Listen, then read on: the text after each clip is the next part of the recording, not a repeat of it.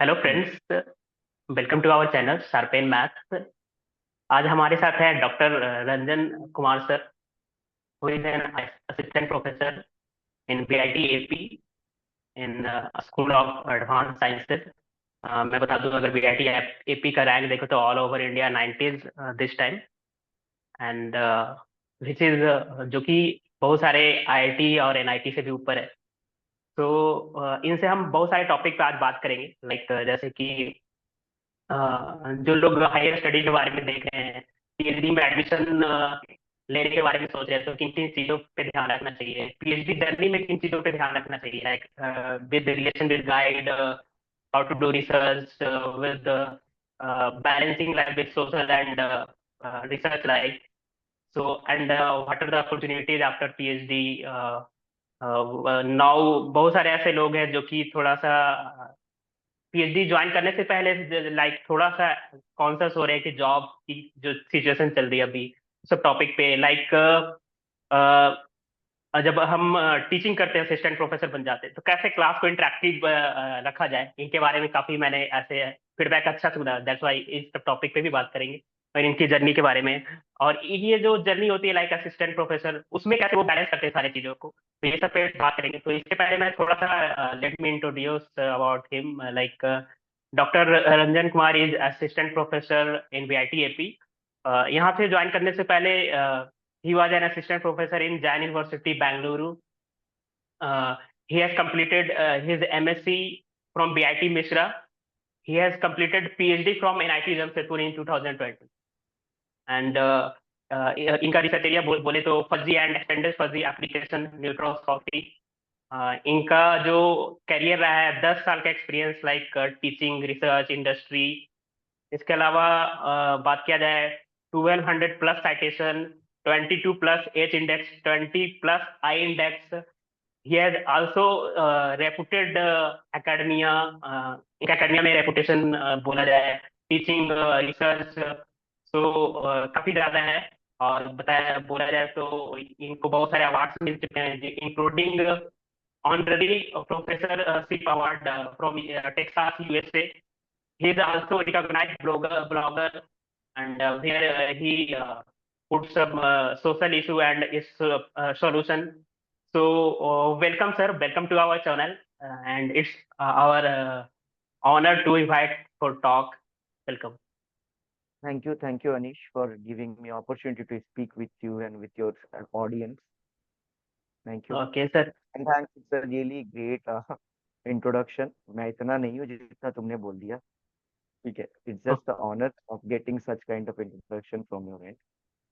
और ऐसा नहीं है कि एनआईटी जमशेदपुर में जब मैं था तब तुम भी थे. Okay, so I seen you up, and I really appreciate your growth also. अभी मैं तुम्हें देख रहा हूँ right now in IIT Bhilai, I think you are somewhere, yes, sir. correct? Yes. Yeah, so you are growing really good. Keep it up. And challenges are part of life. You cannot excuse that. So बस अपना मेहनत करते रहो, opportunity मिलती जाएगी. That's all from my side. Thank you, sir. Thank you for your this kind word. And sir, थोड़ा सा आपके जर्नी के बारे में कुछ आपसे शेयर सुनना चाहेंगे, लाइक यहाँ तक की जर्नी के बारे में कुछ ऐसा पॉइंट्स, लाइक टर्निंग पॉइंट्स, कहाँ पे आपने सोचा कि आपको इस लाइन में जाना है। थोड़ा सा चैलेंजिंग होगा, कुछ चीजें जो आप शेयर करना चाहें हमारे ऑडियंस के साथ before coming to that topics. Okay.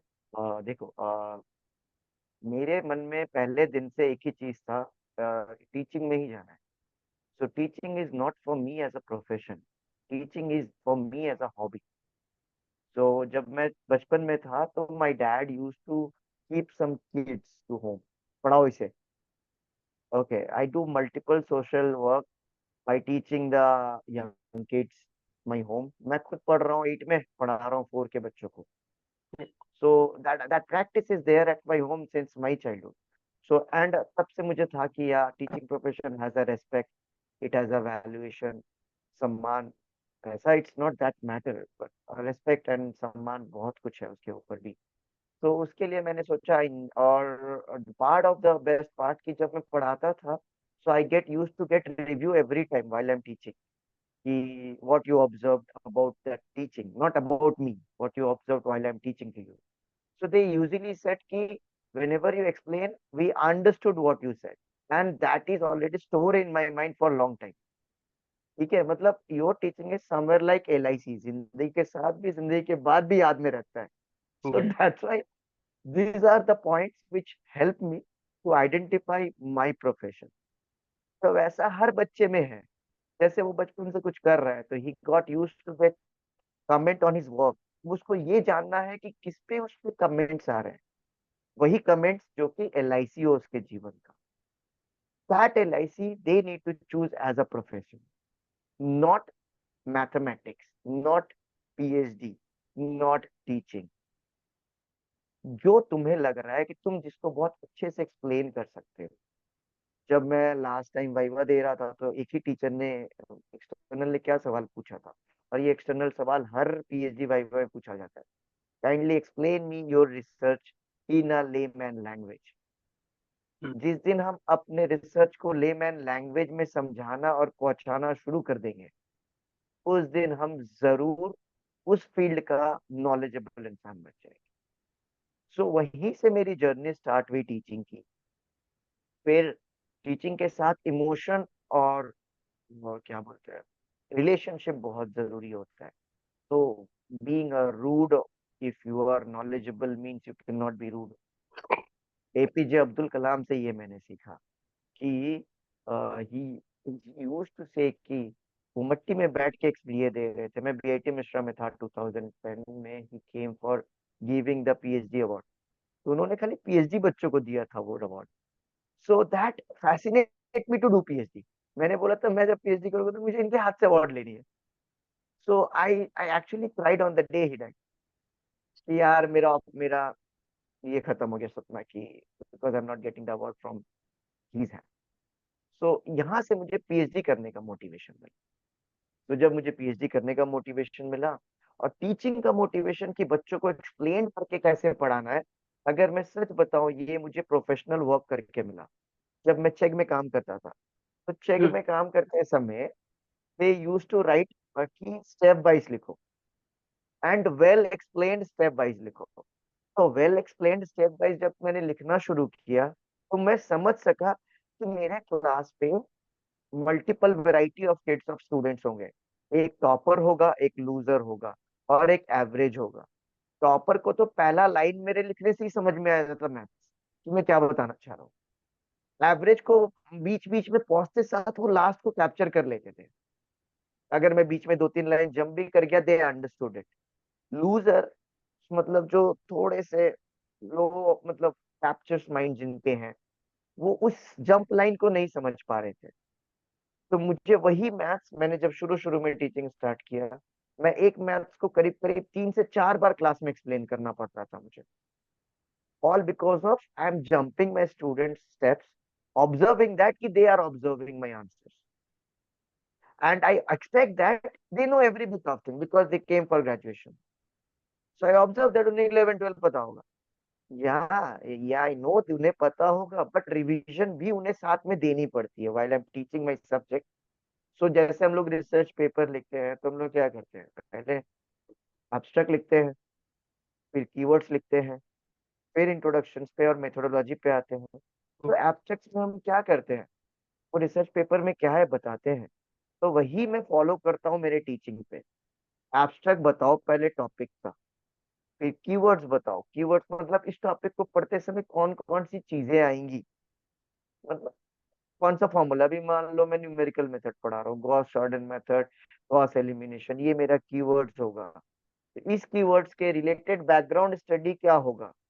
तो बैकग्राउंड 11-12 का क्या बेसिक नॉलेज जरूरी है. अगर मैं अभी मैक्सिमम मिनिमा बताऊं तो मुझे बैकग्राउंड में क्या बताना पड़ेगा, डिफरेंशियल इक्वेशन क्या है. डिफरेंशियल इक्वेशन बताने के बाद बैकग्राउंड में क्या बता, अपना डेरिवेटिव्स बतानी पड़ेंगी. डेरिवेटिव बताते समय मुझे बैकग्राउंड क्या बताना चाहिए कि 15 type of derivative can be solve, 15 different way. Sine x, cos x, tan x, highlight का सारे फॉर्मूलेस का एक ओवरव्यू. इससे क्या होता है कि वो बच्चा वो सब्जेक्ट एक ही दिन में एक ही क्लास में समझ जाता है.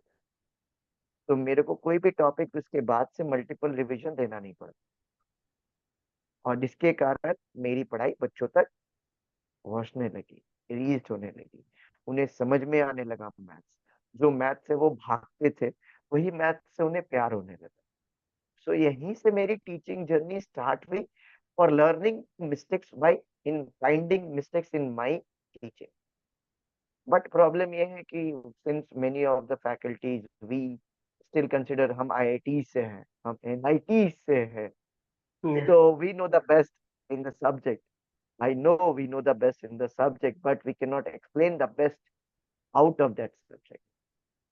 So explanation best is more important than knowing the best of the subject. yes, यही एक मंत्रा है जो तुम्हें फ्यूचर में काम आएगा, जिसे मैं फॉलो करता हूँ। Okay, yes, sir. तो तो यहीं से मेरी जर्नी टीचिंग की स्टार्ट हुई थी। ओके सर, काफी चीजें इंपॉर्टेंट लगी आपके बातों से, लगा लाइक कि आप अपने ड्यूटी के प्रति कितने ऑनेस्ट हैं। लाइक आप बच्चों के बारे में ज्यादा कुछ सोच रहे हो, तो कैसे उनको इंटरेक्टिव रखना है, कैसे उनके बारे में सोचना है, कैसे टीचिंग अच्छी। जो पॉइंट आपने बताया है कि it's not about from where reputed institute, from where you are, it depends how are explaining whatever your duty, where you are.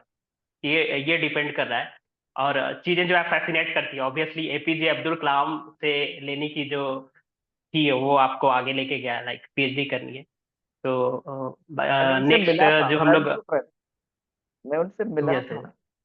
वो जब आए थे, मतलब उनके पास ऐसी कुछ नहीं थी, मतलब एकदम नॉर्मल। तो मुझसे मुझे समझ में आया कि जितने ऊपर जाओ उतना हम्बल बनो। Humbleness is more important as you grow harder. तो तुम्हारी पहचान तुम्हारे हम्बलनेस से होगी। वहां से मुझे वो सीख मिली। तो सारी सीख मैं कहीं यस ना कहीं बिल्कुल से सर। किसी ना किसी टीचर से मिलिया हूँ। हम्म। ठीक है। मेरे गाइड हम्म। झा सर, वो तो सबसे हम्बल लगते थे मुझे, पूरे पूरे डिपार्टमेंट में। Jha sir, Ramayan sir, they use to pampered us always. ठीक है, और मुझे बहुत मोटिवेट करते थे। हमेशा मेरे को बोलते थे, हाँ बेटा, और करो और करो और करो। So these are the things which inspire me to do more for the society. Yes. हम्म। हाँ सर, जैसे हमारे जो भी सीनियर्स होते हैं, उनको अगर हम रिसेप्टिव वे में लें, पॉजिटिव उनके बारे में बिलीव रखें, उनको हम्बलनेस से देखें, तो हमारे लिए फायदा है। इधर कुछ दूसरा चीज सोचने से फायदा है, क्यों ना हम पॉजिटिव सोचें, हमेशा हम्बल वे में रखें, सीखेंगे तभी हम। और आपकी जर्नी में भी एक चीज ये भी रहा है कि आप हमेशा सीखने पे बिलीव किए, लाइक सीखते गए और उसको ऐड करते गए अपने करियर जर्नी में। तो वेरी इंस्पायरिंग। सर ठीक है सर, नेक्स्ट क्वेश्चन पे अब हम आते हैं कि लाइक जो लोग हायर स्टडी के बारे में सोच रहे हैं, या पीएचडी एडमिशन, हायर स्टडी के बारे में जो लोग सोच रहे Okay. हैं, Okay. पीएचडी में इनरोलमेंट, पीएचडी एडमिशन के बारे में सोच रहे हैं, तो वो लोग आप उन लोगों को क्या सजेस्ट करेंगे, लाइक कैसे वो पीएचडी इंटरव्यू का प्रिपरेशन करें, क्या चीज, अगर प्रोफेसर इंटरव्यू जो लेते हैं तो क्या चीज नोटिस करते हैं, so that they can get selected. तो पहला चीज मैं एक ही बोलूंगा कि every journey is not possible for every student. Yes. ठीक है। हर कोई पीएचडी करना चाहता है, लेकिन मेरा सजेशन है करना नहीं चाहिए। When you have that madness of the subject, when you have that मतलब पागलपन, when you have a sense of humour, when you have sense of observation, तुम एक ही चीज को देख रहे हो सिर्फ वो जो लिखा है उस नजरिए से, you can not do your PhD. तुम उस चीज को कितने अलग नजरिए से अपने एंड से देख रहे हो। एप्पल को गिरता हुआ हर किसी ने देखा, बट ऑब्जर्व किया जिसने, वो आज बड़ा रिसर्चर है। सो it's all about of observation. If sir your यहाँ पे माइंड। इंटरप्ट करना चाहूंगा मैं। तो मतलब यस। इनिशियली तो लोगों को पता नहीं होता है ना, तो जब ज्वाइन करते थे पीएचडी तब आइडिया होता है कि क्या करना है, नहीं नहीं, स्टार्टिंग में पीएचडी का रिसर्च। आइडिया का मैं नहीं बोल रहा, मैं पीएचडी का नहीं बोल रहा, मैं बोल रहा इस बंदे को पीएचडी के लिए पहले जानना चाहिए। ओके। मतलब किसको, उसके बाद पीएचडी का जर्नी तो बात की बात है ना। हम्म। पीएचडी की जर्नी तब स्टार्ट होगी जब, अब मैं तुम्हें बोलूँ तुम मैथ्स में अच्छे हो, ठीक है। अब मैं तुम्हें बोलूंगा जाके कॉमर्स में जाके एडमिशन ले लो। Is it possible for you to complete that course? या यू कैन। 3 अंक का कोर्स है, तुम 5 साल में कर दोगे खत्म, हो सकता है 6 साल में। लेकिन उसके बाद क्या करोगे? सो तो बहुत समय क्या होता है, मिस जजमेंट्स होते हैं हमें अपने ऊपर। बहुत समय ये भी होता है फैमिली प्रेशर। बहुत समय ये होता है कि हाँ चलो सब कर रहे हैं मैं भी कर लेता हूँ, going with the crowd, going with the flow with the crowd. लेकिन मैंने जितने को आज तक देखा है, जिसने सोचा है मुझे पीएचडी करना है, उन सबका सेंस ऑफ ऑब्जर्वेशन बहुत हाई था। उन सभी का, जिनका सेंस ऑफ ऑब्जर्वेशन हाई है, उनमें उनसे बात करने से पता चल जाता है उनका सेंस ऑफ ह्यूमर से। Sense of humour he sense of observation है। यस। उसने उस चीज को मैं क्लास में लिख रहा हूँ बाउंड्री कंडीशन B.C, बच्चों ने उसका कुछ अलग अलग मतलब निकाल दिया। उसके बाद से मैं हमेशा बाउंड्री कंडीशन पूरा लिखने लगा। So these are the sense of observation. Okay, उसका उसने क्या मतलब निकाला क्लास में, तुमने क्या लिखा अपने मतलब से। So these are the fun out of your study. ठीक है, उस बच्चे को पहले तो पीएचडी के लिए जाना चाहिए। अब जब पीएचडी के लिए जा रहे हो, तो सबसे पहला चीज, खाली एक ही चीज, मैं एनआईटी जब सूरतकल में था, तो वहां पे जो V R Shastri, one of the top most mining में थे वो, उन्होंने मुझे एक ही चीज बताया था, आई am not a best researcher Ranjan when I joined research, but मैं बहुत मेहनत करता था, जिससे मुझे रिसर्च में ऑब्जर्वेशन स्टार्ट हो गया। सो तो मेहनत is the only thing which can help you to grow. अगर तुम 14 आवर्स भी पढ़ रहे हो तो डेडिकेट 14 आवर्स पढ़ो।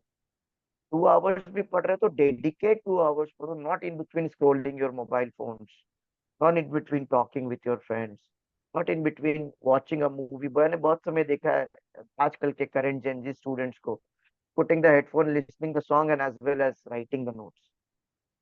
So your mind is get stuck with the song. I observed, and when they went for the exam, net के gate के एग्जाम, उन्हें वो लिरिक्स फंस गया उसके दिमाग में, तो उसका क्वेश्चन फंस गया। Yes yes. बिकॉज वो गाना अगर उसे, फिर वो क्या करता है, उस लाइन को याद नहीं करने की कोशिश कर रहा है, वो उस गाने को याद करने की कोशिश कर रहा है पूरा एंड का, ताकि वो क्वेश्चन याद आ जाए। So these are the bad practices, इसके चक्कर में जेंजीज लोग वो नेट गेट में वो अचीव नहीं कर पा रहे जो उसके अंदर सच में पोटेंशियल है, ये मुझे लगता है। तो गाना सुनते हुए तो ये पढ़ना नो।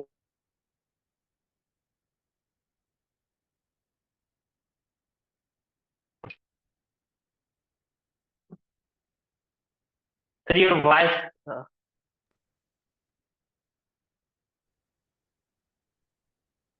कंटिन्यूस। यस। ये सब चीजें हैं, मेहनत, सिर्फ और सिर्फ मेहनत, और चीट शीट बनाना सीखो। चीट शीट मतलब अपने पूरे सिलेबस को एक पेज में कैसे तुम डिफाइन करोगे, और उस एक पेज को चीट शीट हम लोग किसे बोलते हैं। एग्जाम, हमारे टीचर के समय, हमारे टाइम में हम लोग क्या करते, चीट लिख के एग्जाम ले आते। तो वही चीट शीट या तो जेब में रखो या तो दिमाग में रखो। तो आप यस। अगर दिमाग में रख सकते हो तो जेब में रखने की जरूरत नहीं है। तो वो चीट शीट बहुत जरूरी है किसी भी प्रिपरेशन के लिए। पूरा सिलेबस तो मुझे याद है जब मैं तैयारी कर रहा था, या फिर जैसे तुम कर रहे होते हो, तुमने भी पूरा नेट का सिलेबस, कल एग्जाम है, हाँ, तो तुम आज पूरा सिलेबस तुम्हें रिवाइज करना है, तुम्हारे लिए आसान हो गया, क्यों? क्योंकि तुमने सारे चीट शीट बना के रखी है। यस। उसके लिए डिफिकल्ट है, वो सोचता है सर ये तो पूरा जिंदगी का मैथ्स डाल दिया है सिलेबस पे, how can we cover it up. तो exactly not possible for the student who think in that manner. तो cheat sheet is more important for going for any exam, even for your जितना भी course का। जब मैं exam, बच्चों को भी मैं बीटेक्स में जब पढ़ाता हूँ, तो मैं उन्हें चीट शीट तैयार करके बताता हूँ कि कैसे चीट शीट बनाई जाती है। तो cheat sheet is more important, जो मुझे लगता है। Cheat meals, cheat sheets are more important. फिर फिर कंसंट्रेशन, मैं हमेशा, अभी मैं बंद कर चुका हूँ क्योंकि अब तो मेरा कंसंट्रेशन हाई हो चुका है। As you grow older your concentration is getting, मतलब ऑटोमेटिकली। फोकस्ड हो जाएगा फिर, क्योंकि अब तो डाइवर्जेंस नहीं है ना लाइफ में।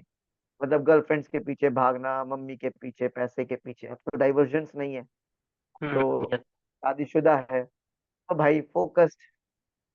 तो अभी आफ्टर सर्टेन एज तुम्हारा डाइवर्जेंस कम हो जाएंगे, लेकिन currently way at what age currently you are, divergence बहुत है। तो कॉन्सेंट्रेशन पे फोकस करो, मतलब डू योगा, मतलब वो मैं करता था, कैंडल्स जलाता था 15-20 मिनट के लिए, उसको फोकस करता था, तो उससे मेरा कंसंट्रेशन हाई होता था। कंसंट्रेशन हाई होगा तो मेमोराइजेशन हाई होगा, मेमोराइजेशन हाई होगा तो चीट शीट्स याद रहेंगे। ठीक है, तो ये सब चीजें मैं छोटी छोटी प्रैक्टिसेस करता था, जिसके चलते मेरा आज भी। और दूसरी चीज है, फॉर्मुलेशन को याद करने की जगह डेरिवेशन को याद रखो। मुझे कोई भी फॉर्मूला याद नहीं, कोई भी, बट मुझे पता है वो फॉर्मूला आता कैसे है, तो मैं इन बिटवीन द क्लास में साइड में तुरंत से उसे सॉल्व कर लेता हूँ और वो फॉर्मूला निकाल के वहां लिख लेता हूँ। ये अगर प्रैक्टिस हर बच्चा करे या हर मैथमेटिशियन करे, उसे वो याद रखने की जरूरत नहीं पड़ेगी। मैं एक बार रामायण सर से, झा सर से पूछा, सर आपका सर इतना अच्छा फॉर्मूला याद है? उन्होंने मुझे एक ही बात बोला था, बेटा उम्र होने दो, तुम्हें भी हो जाएगा, yes.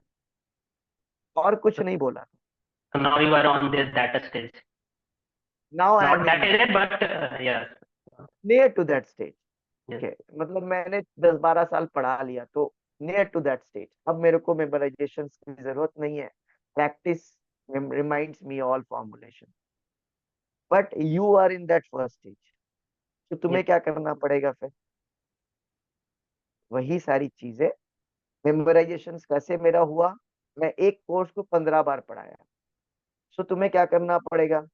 सेम सब्जेक्ट्स को 15 बार पढ़ना पड़ेगा।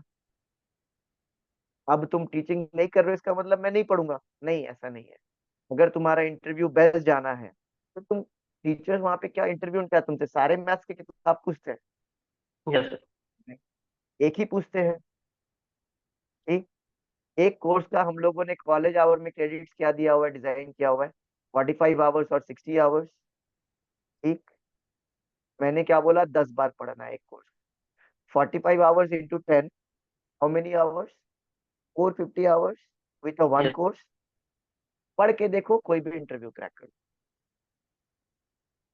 That is a simple Okay. फंडा। ओके सर, काफी डिटेल में सारी चीजों का आपने पॉइंट, छोटे छोटे पॉइंट्स को यहाँ पे मेंशन किया, लाइक कैसे अपने जर्नी में लाइक इंटरव्यू के लिए प्रिपरेशन करना है, टीचिंग करनी है, छोटे छोटे चीज पॉइंट्स फोकस के लिए बताया। आजकल जो जेनजी लोग, डिस्ट्रैक्शन का इतना सारा चीजें आ गई है, वो बहुत इंपॉर्टेंट टॉपिक है, उस पर भी आपने कुछ इंसाइट दिया अपना। तो नेक्स्ट इंटरव्यू के बारे में बताया, कैसे इंटरव्यू में अगर आप कोई भी इंटरव्यू को लिख के जाते हो तो बेस्ट कर सकते हो। टीचिंग के बारे में बताया, कैसे टीचिंग अच्छा कर सकते हो। तो नेक्स्ट जस्ट लाइक, कोई बंदा जो है अगर पीएचडी ज्वाइन कर लेता है, तो किन चीजों को उनको उस अपने माइंड में रखना चाहिए, लाइक कनेक्शन विद गाइड के रिगार्डिंग, रिसर्च के रिगार्डिंग, क्वालिटी ऑफ रिसर्च के रिगार्डिंग, आगे उसको जॉब के लिए भी जाना है। तो how they should be do in PhD journey. पहला चीज, हर 10 साल में एरा चेंज होता है। ठीक है, हर 10 साल में। सो जैसे पहले, मुझे याद है 2008 में mechanical is boom, after that computer science is booming now. So ऐसा नहीं है कि whatever the old methodologies we followed that will be helpful for the future generation. तो जैसे हमारे पहले जो थे जनरेशन में, उस समय स्कोपस ही बहुत बड़ा इंडेक्सिंग था। Yes, yes. ठीक है, उससे बड़ा कुछ नहीं था। सर स्कोपस में आ गया, क्या बात है। ठीक है, उससे पहले रिसर्च पेपर आना ही बहुत बड़ी बात थी। अरे रिसर्च पेपर आ गया, फिर उसके बाद आ गया है एससीआई। ठीक, फिर एससीआई आ गया, अब आ गया है इम्पैक्ट फैक्टर। अरे एससीआई में इम्पैक्ट फैक्टर आ गया। सो जनरेशन्स चेंज हो रहे हैं। तो अगर मैं तुम्हें बोलूं कि एक पैरामीटर्स, तुम्हें जानना होगा कि नेक्स्ट कौन सा पैरामीटर्स, हम्म, नॉट एक पैरामीटर। पहला चीज। दूसरी चीज कि रिसर्च में जो तुमने मुझसे पूछा कि क्वालिटी ऑफ रिसर्च क्या है, क्वालिटी ऑफ रिसर्च ये है जो तुम लिख रहे हो वो सामने वाला को पढ़ के समझ में और मजा आए, वो मेरे लिए क्वालिटी ऑफ रिसर्च है, ना कि इम्पैक्ट फैक्टर्स। ठीक है, इम्पैक्ट फैक्टर्स में अच्छे पेपर्स भी मिलेंगे, नॉर्मल पेपर भी मिलेंगे, बहुत सारी पेपर्स मिलेंगे। ऐसा नहीं कि सब पेपर जो पब्लिश्ड है वो तुम्हें समझ में आएगा और मजा भी आएगा, लेकिन उनमें से कुछ ही पेपर ऐसे जो हाईली साइटेटेड है, उनमें से कुछ ही पेपर ऐसे हैं जो मोस्टली पढ़े जा रहे हैं। तो ये देखो कि कौन सा पेपर पढ़ के तुम्हें मजा आ रहा है, यस, जिसको तुम्हें मतलब होता है ना कि अरे मतलब अभी तुम लोग क्या, रिसर्च पेपर हमारे लिए अभी नोबेल पेपर जैसा है ना, नोबेल बुक पढ़ना।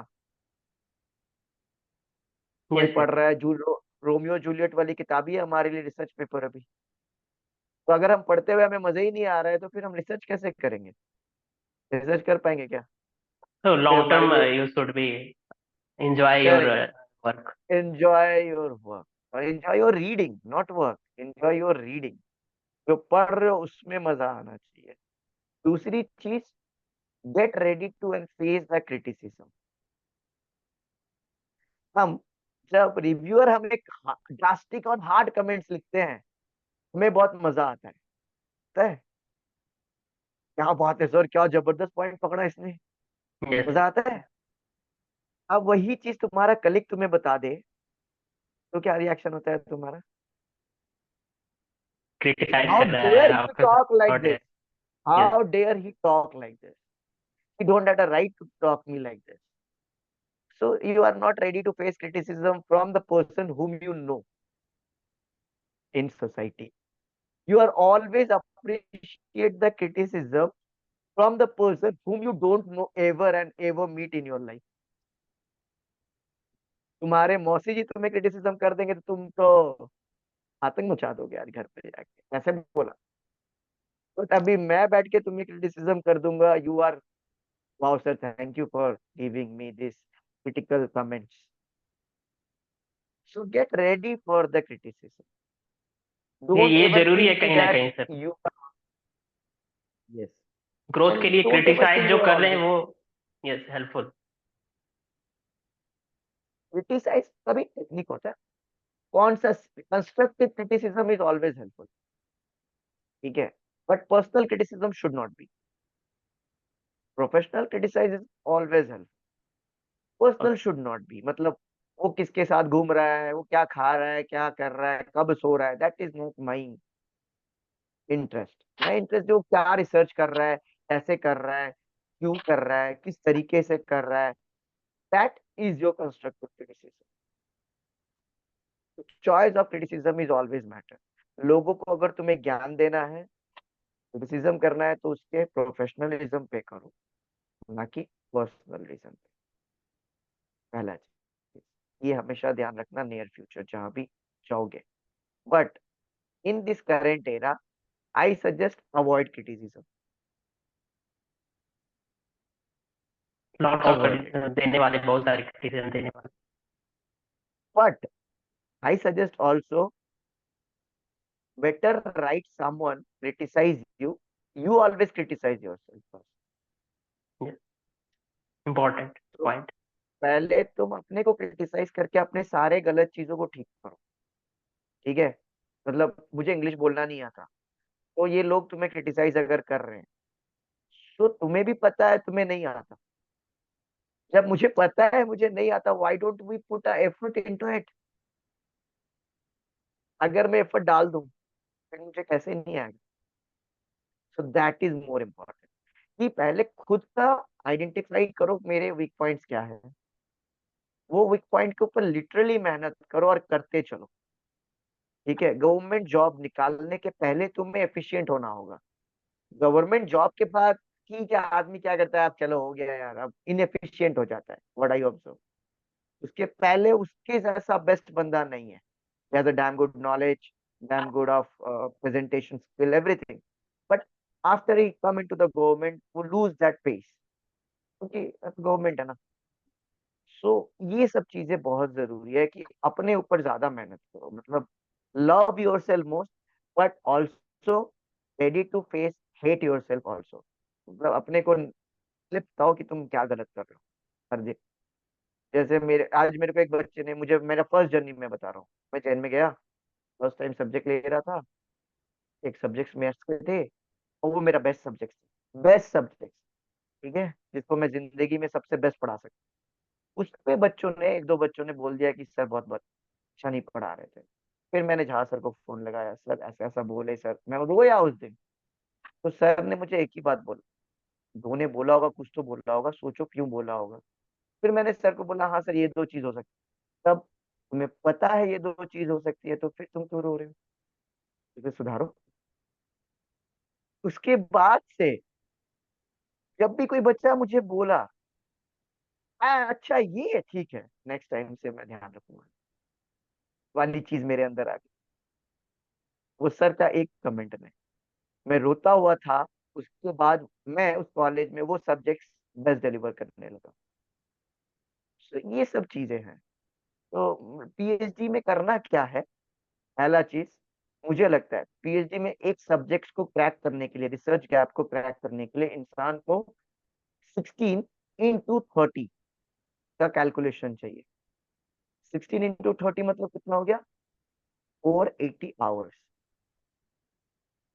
मैं बोलता हूँ कि एक महीना 16 घंटा तक अगर रोज बच्चा एक टॉपिक को पढ़े, वो एक साल के अंदर अपना रिसर्च समझ जाएगा। लेकिन लेकिन बच्चे क्या करते हैं? 2 आवर्स स्टडी करते हैं। तो 2 hours divided by 480 is equals to 240 days. Yes. So पहला एक साल तो कोर्स वर्क चला गया, उसके बाद 240 डेज, मतलब नेक्स्ट 2 साल लग गया उसको रिसर्च को समझने में। ठीक। कुछ कुछ बच्चे एक एक घंटा पढ़ते हैं, कंटिन्यूअस स्टडी। मैंने बोला वो 1 घंटा आज पढ़े, फिर 2 दिन गैप दे के फिर 1 घंटा पढ़े, तो 1 घंटा पढ़ा मतलब 480 आवर्स। 480 आवर्स मतलब 1.5 साल प्लस 1 साल कोर्स वर्क, 3.5 साल में जाके वो अपना रिसर्च समझे। ठीक। कुछ बच्चे हैं, आज 2 घंटा पढ़े, 3 दिन दुर्गा पूजा में 7 दिन छुट्टी, चलो छुट्टी मनाते हैं। दिवाली में 7 दिन छुट्टी, चलो छुट्टी मनाते हैं। होली में 10 दिन छुट्टी, चलो छुट्टी मनाते हैं। सब हमारे कैलेंडर्स में टोटल 104 दिन छुट्टी है, यस। Saturday Sunday. उसके अलावा गवर्नमेंट हॉलीडे 62 या 68 डेज है, मान के चलो। 180 डेज तो छुट्टी है। 180 डेज तुम्हारे पास है, मतलब पूरा साल को मैं 360 में नहीं काउंट कर सकता, पूरे साल मेरा 180 डेज पे काउंट हो रहा है। अब जो 2 घंटा दे रहा है उसका 240 डेज हुआ। 240 डेज मतलब लगभग 2 साल। जो 1 घंटा दे रहा है उसको लग रहा है पीएचडी 4 साल। जो 2 घंटा दे रहा है उसको लग रहा है 3 साल। जो फॉलो कर रहा है उस रूल को, 16 into 30, वो एग्जैक्टली 3 साल, 3.5 साल में अपना रिसर्च कंप्लीट कर। तो यही है फंडा of research, continuous study, break नहीं। क्योंकि मैंने देखा है रिसर्च में, जब मैं पढ़ रहा था, मैं एक पेपर पढ़ा, मैंने उसका गैप आइडेंटिफाई कर लिया, कब मैंने कमेंट्स लिख के रख दिया, फिर अचानक दुर्गा पूजा आ गया, छोड़ दिया मैंने। फिर जब मैं गया उस पेपर पे, अरे यार क्या कहाँ पे था मैं, फिर से मुझे 2 दिन लगा बैक रिविजन में यस। समझने, ये प्रॉब्लम होता है। उस यस। उस जगह को समझने के लिए। तो सेम चीज होता है जब हम पेपर को भेज देते हैं, जब रिव्यू कमेंट आता है, हमें खुद 4 दिन लगता है ये समझने में, मैं किस सोच के इसे लिखा था। ठीक है। वो किस सोच को उसे आंसर दिया वो मेरा ऑब्जेक्टिव नहीं है, मैंने किस सोच के लिखा था पहले मुझे ये आइडेंटिफाई करना होता है ना, उसे ही यस। मुझे 4 दिन लग जाता है। तो ये जो रिसर्च जर्नी है, वो सिर्फ और सिर्फ एक ही तरीके से हो सकता है, तुम्हें बुद्ध जी की तरह पीपल पेड़ के नीचे बैठ के 16 घंटा का ध्यान लगा के 30 दिन बैठो, तुम्हें ज्ञान प्राप्ति हो जाएगी। तो research is not a difficult task, it's all about of practice your mind to identify the gap. That's all what I observe. Okay sir. तुम्हारा माइंड क्रिटिसिज्म खोजता है दूसरे में, पेपर में क्यों नहीं खोज पा रहा है? टाइम नहीं दे रहे हैं, अपना मेहनत नहीं कर रहे हैं, यू कैन से। मेहनत नहीं, तुम उस क्रिटिसिज्म तरीके से उसे पढ़ नहीं रहे हो। तुम्हें हाँ इसको बताना है कि इस पेपर में क्या मिस्टेक है, तुम उस एंगल पे नहीं खोज रहे हो, तुम पढ़ रहे हो उस ऑथर का पर्सपेक्टिव माइंड में रख के, इसलिए तुम्हें गैप्स नहीं दिख रही है। अभी मुझे तुम्हारे अंदर मिस्टेक खोजना है, तुम जो बोल रहे हो मैं उसी को दिमाग में रखूंगा, तो मुझे तुम्हारे अंदर एक भी मिस्टेक्स नहीं दिखेगी। दिखेगी क्या? तो मैं, अगर तुम जो बोल रहे हो मैं उसे ऑब्जर्व करके सोचूं कि तुम्हारे अंदर मुझे मिस्टेक फाइंड करना है, तुम ऑब्जर्व करना, तुम कोई भी प्रेजेंटेशन में जाते हो जब, अब दिमाग में ये सोच के जाते हो कि इसे तो आज मैं बताऊंगा इसका रिसर्च गलत है, तो तुम एकदम बारीकी से देखते हो और हर एक पॉइंट को कॉपी में शॉर्ट शॉर्ट नोट्स बनाते हो, स्लाइड नंबर 16 पे ये मिस्टेक है, स्लाइड नंबर 18 पे, और वहीं पे तुम्हारा एक दोस्त गया प्रेजेंटेशन में, उसमें भी वही मिस्टेक था, लेकिन तुम्हारा माइंड क्या कर लिया है, उसे एक्सेप्ट कर लिया है। क्यों? वो तुम्हारा दोस्त है, सो वो क्रिटिसिज्म लगा नहीं तुम्हें। तो यही चीज होती है, जब तुम उस पेपर को पढ़ते समय दोस्त का पेपर समझ के पढ़ोगे, मतलब ऑथर्स का ऑब्जेक्टिव समझ के पढ़ोगे, तुम्हें गैप्स नहीं मिलेगा, और गैप्स नहीं मिलेगा तो रिसर्च आगे बढ़ेगा कैसे, पीएचडी होगी कैसे? करके देखो, ये practice, I am damn sure हर दिन हर बच्चा एक पेपर क्रैक कर सकता। तो नंबर ऑफ जो पब्लिकेशंस मेरे ज्यादा इसलिए नहीं है कि मैं जल्दी लिखा, इसलिए है कि मैंने गैप्स जल्दी जल्दी आइडेंटिफाई कर दिया, पेपर्स का गैप आइडेंटिफाई करना सीखा। तो यस तुम्हारा सर। आज अगर 4 पेपर है, तुम्हारा कल 40 भी होगा, परसों 400 भी हो जाएंगे, बस यही है। तो बहुत दैट सारे इज द छोटे वे। छोटे पॉइंट्स आपने बताया। जैसे मैं फर्स्ट टाइम आपसे मिला था तो आपने भी मेरे को भी ये चीज बताया था कि how to read research paper, like first of all abstract होता है, फिर इंट्रोडक्शन होता है, उस चीजों को अच्छे से पढ़ो, नंबर्स ऑफ पेपर जितना ज्यादा पढ़ोगे उससे पब्लिकेशन बढ़ेंगे। लाइक ये छोटे छोटे चीजें आप मेंशन किया था, और आपने काफी चीज बताया। आई होप कि हेल्पफुल होगा ऑडियंस के लिए जो भी रिसर्च जर्नी में। कभी कभी सर ये भी होता है ना, जो आप बोल रहे हैं 16 आवर्स आपको टाइम देना है, तो PhD life is also like academy career बनाने के लिए हम लोग ये कर रहे हैं, लाइक प्रोफेशनल लाइफ कह सकते हो। तो how to handle both balancing life, like social को कैसे मेंटेन करें, सोशल लाइफ या पीएचडी लाइफ या प्रोफेशनल लाइफ। तो समटाइम्स रिजल्ट नहीं आते हैं तो फ्रस्ट्रेशन होता है, बहुत सारे लोग इसको अवॉइड भी करते हैं पीएचडी लाइफ में। आप इसको कैसे देखते हैं, कैसे आप दोनों जरूरी मतलब है, बैलेंस करना जरूरी है? जैसे सोशल लाइफ मतलब क्या पूछना चाह रहे हो, मतलब love life? Not sir, personal life like family, little bit for fun, for पहले जो एंजॉयमेंट करते थे, लाइक और भी चीजें पहला हैं करने चीज के लिए। देखो, हाँ देखो, मैं जब पीएचडी में था, पर्सनल लाइफ पूरा पूरी बंद हो गया, कंप्लीटली शट ऑफ, क्योंकि उस जर्नी में मैं सीखने के लिए गया था। अब जब मैं टीचर बन गया, after that I balanced everything perfectly. In the during of PhD journey, it is literally challenging to balance all these 3 parameters, क्योंकि तुम्हारा दोस्त का बर्थडे है, तुम जिस कॉलेज में हो, 40 पीएचडी स्कॉलर है, 40 का बर्थडे मतलब 40 दिन बर्बाद, 40 दिन, ऑलरेडी 180 दिन हमने बर्बाद कर दिया काउंट करके छुट्टी, ठीक, उसके बाद 40 और दिन, तो फिर रिसर्च मेरा कैसे खत्म होगा? Because research is all about of continuation of reading and working daily.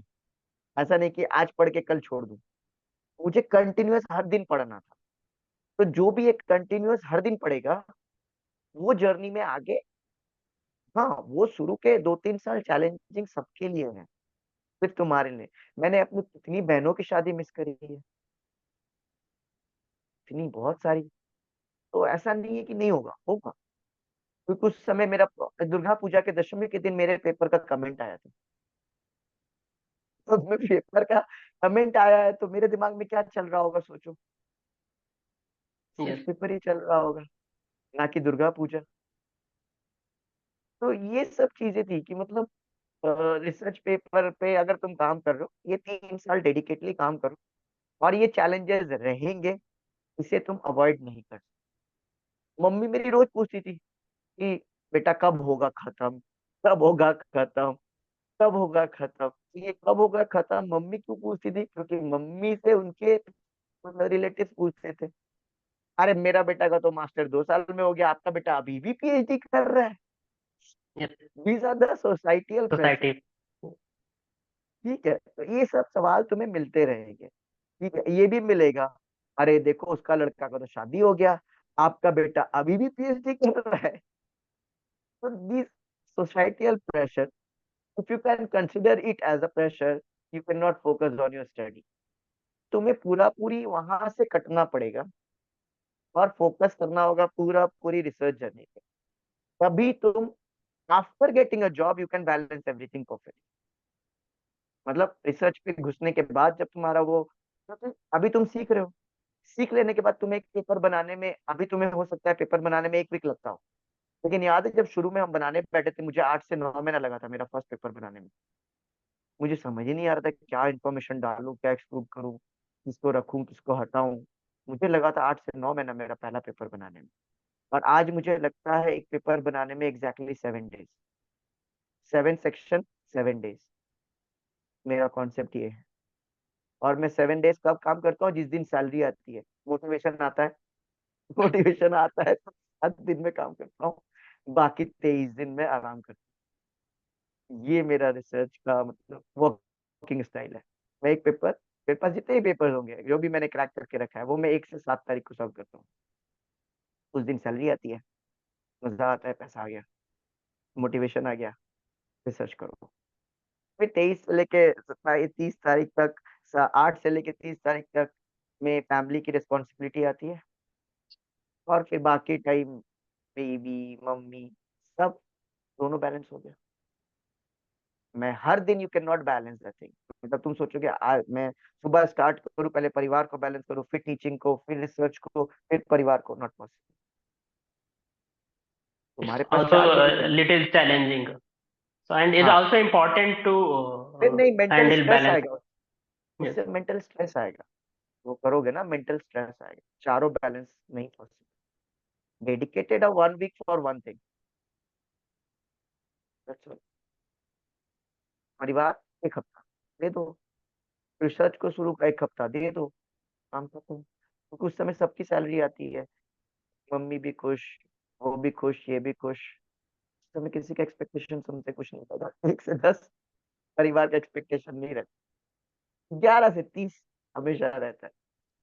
बस यही है मेरा मेरा लाइफ को लीड करने का तरीका, जिसके Yeah, कारण मेरे यहाँ मेंटल स्ट्रेस नहीं है। yeah, little challenging होते journey, but how do you handle all these things?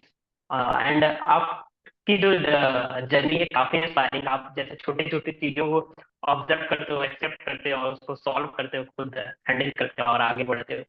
तो लाइक इंटरेस्टिंग, इंस्पायरिंग तो है ही।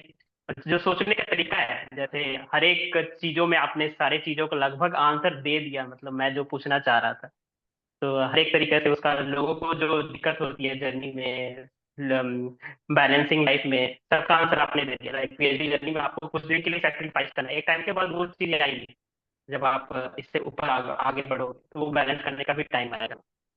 तो quite interesting your journey, your way of living style is also interesting. जो मैं अभी तक सुना, सोचने का तरीका also interesting. I am enjoying, it's honour to listen you on this about all things जो चीज के बारे में आप बता रहे हो। तो नाउ जो पीएचडी कर चुके हैं, लाइक उन्हें अब हाँ, जॉब के लिए जाना है, तो हाँ, अपॉर्चुनिटीज क्या क्या है? लाइक पहले से सिनारियो चेंज हुआ है, लाइक अपॉर्चुनिटीज डिफरेंट बहुत। डिफरेंट। हाँ, सो इसके बारे में थोड़ा अपना इंसाइट्स दीजिए। हाँ, 1 मिनट, 1 मिनट, मेरा लैपटॉप की बैटरी लो हो गया, अभी नहीं कुछ चार्ज। Just a minute.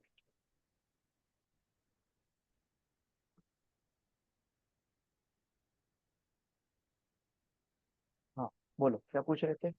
हाँ यस सर। तो जो पीएचडी कंप्लीट कर चुके हैं, तो जॉब के लेके सबको एक माइंड में तो होता है ये जॉब करना है। तो जॉब अपॉर्चुनिटीज अभी कैसा सिचुएशन? लाइक आपने कुछ एक पोस्ट भी डाला था, मैंने लिंक्डइन में पढ़ा था, like NIT, central university, IIT, triple IT में फेवरिज्म का चीजें चल रही है कुछ। तो हाँ यूनिफाइड वे सिलेक्शन प्रोसेस होनी चाहिए कहीं ना कहीं। अभी yes ITs, yes triple ITs में रिटेन भी स्टार्ट हो चुका है, तो कहीं ना कहीं हाँ ये चीजें सही है। और जो इस चीजों को लेके थोड़ा सा कॉन्शियस होते हैं, थोड़ा सा स्ट्रेस आता है लोगों को, अभी भी पीएचडी ज्वाइन करने से पहले ही लोग सोचते हैं कि यार आजकल सीन ऐसा हो चुका है, पीएचडी के बाद जॉब में दिक्कत हो रही है आज के डेट में। तो अपॉर्चुनिटीज और भी हैं एकेडमिया के अलावा। तो सर इसके बारे में बताइए।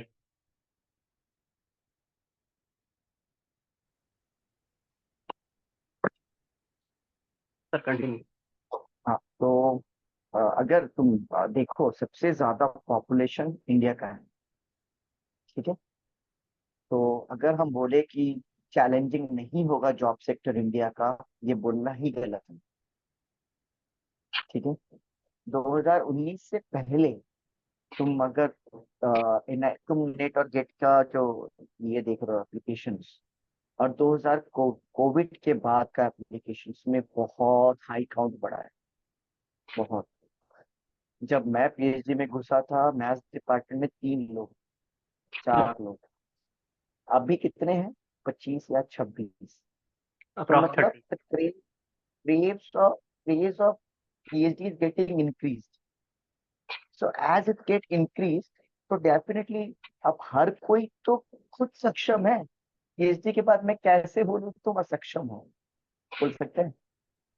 तो everybody is perfect because they are doing PhD.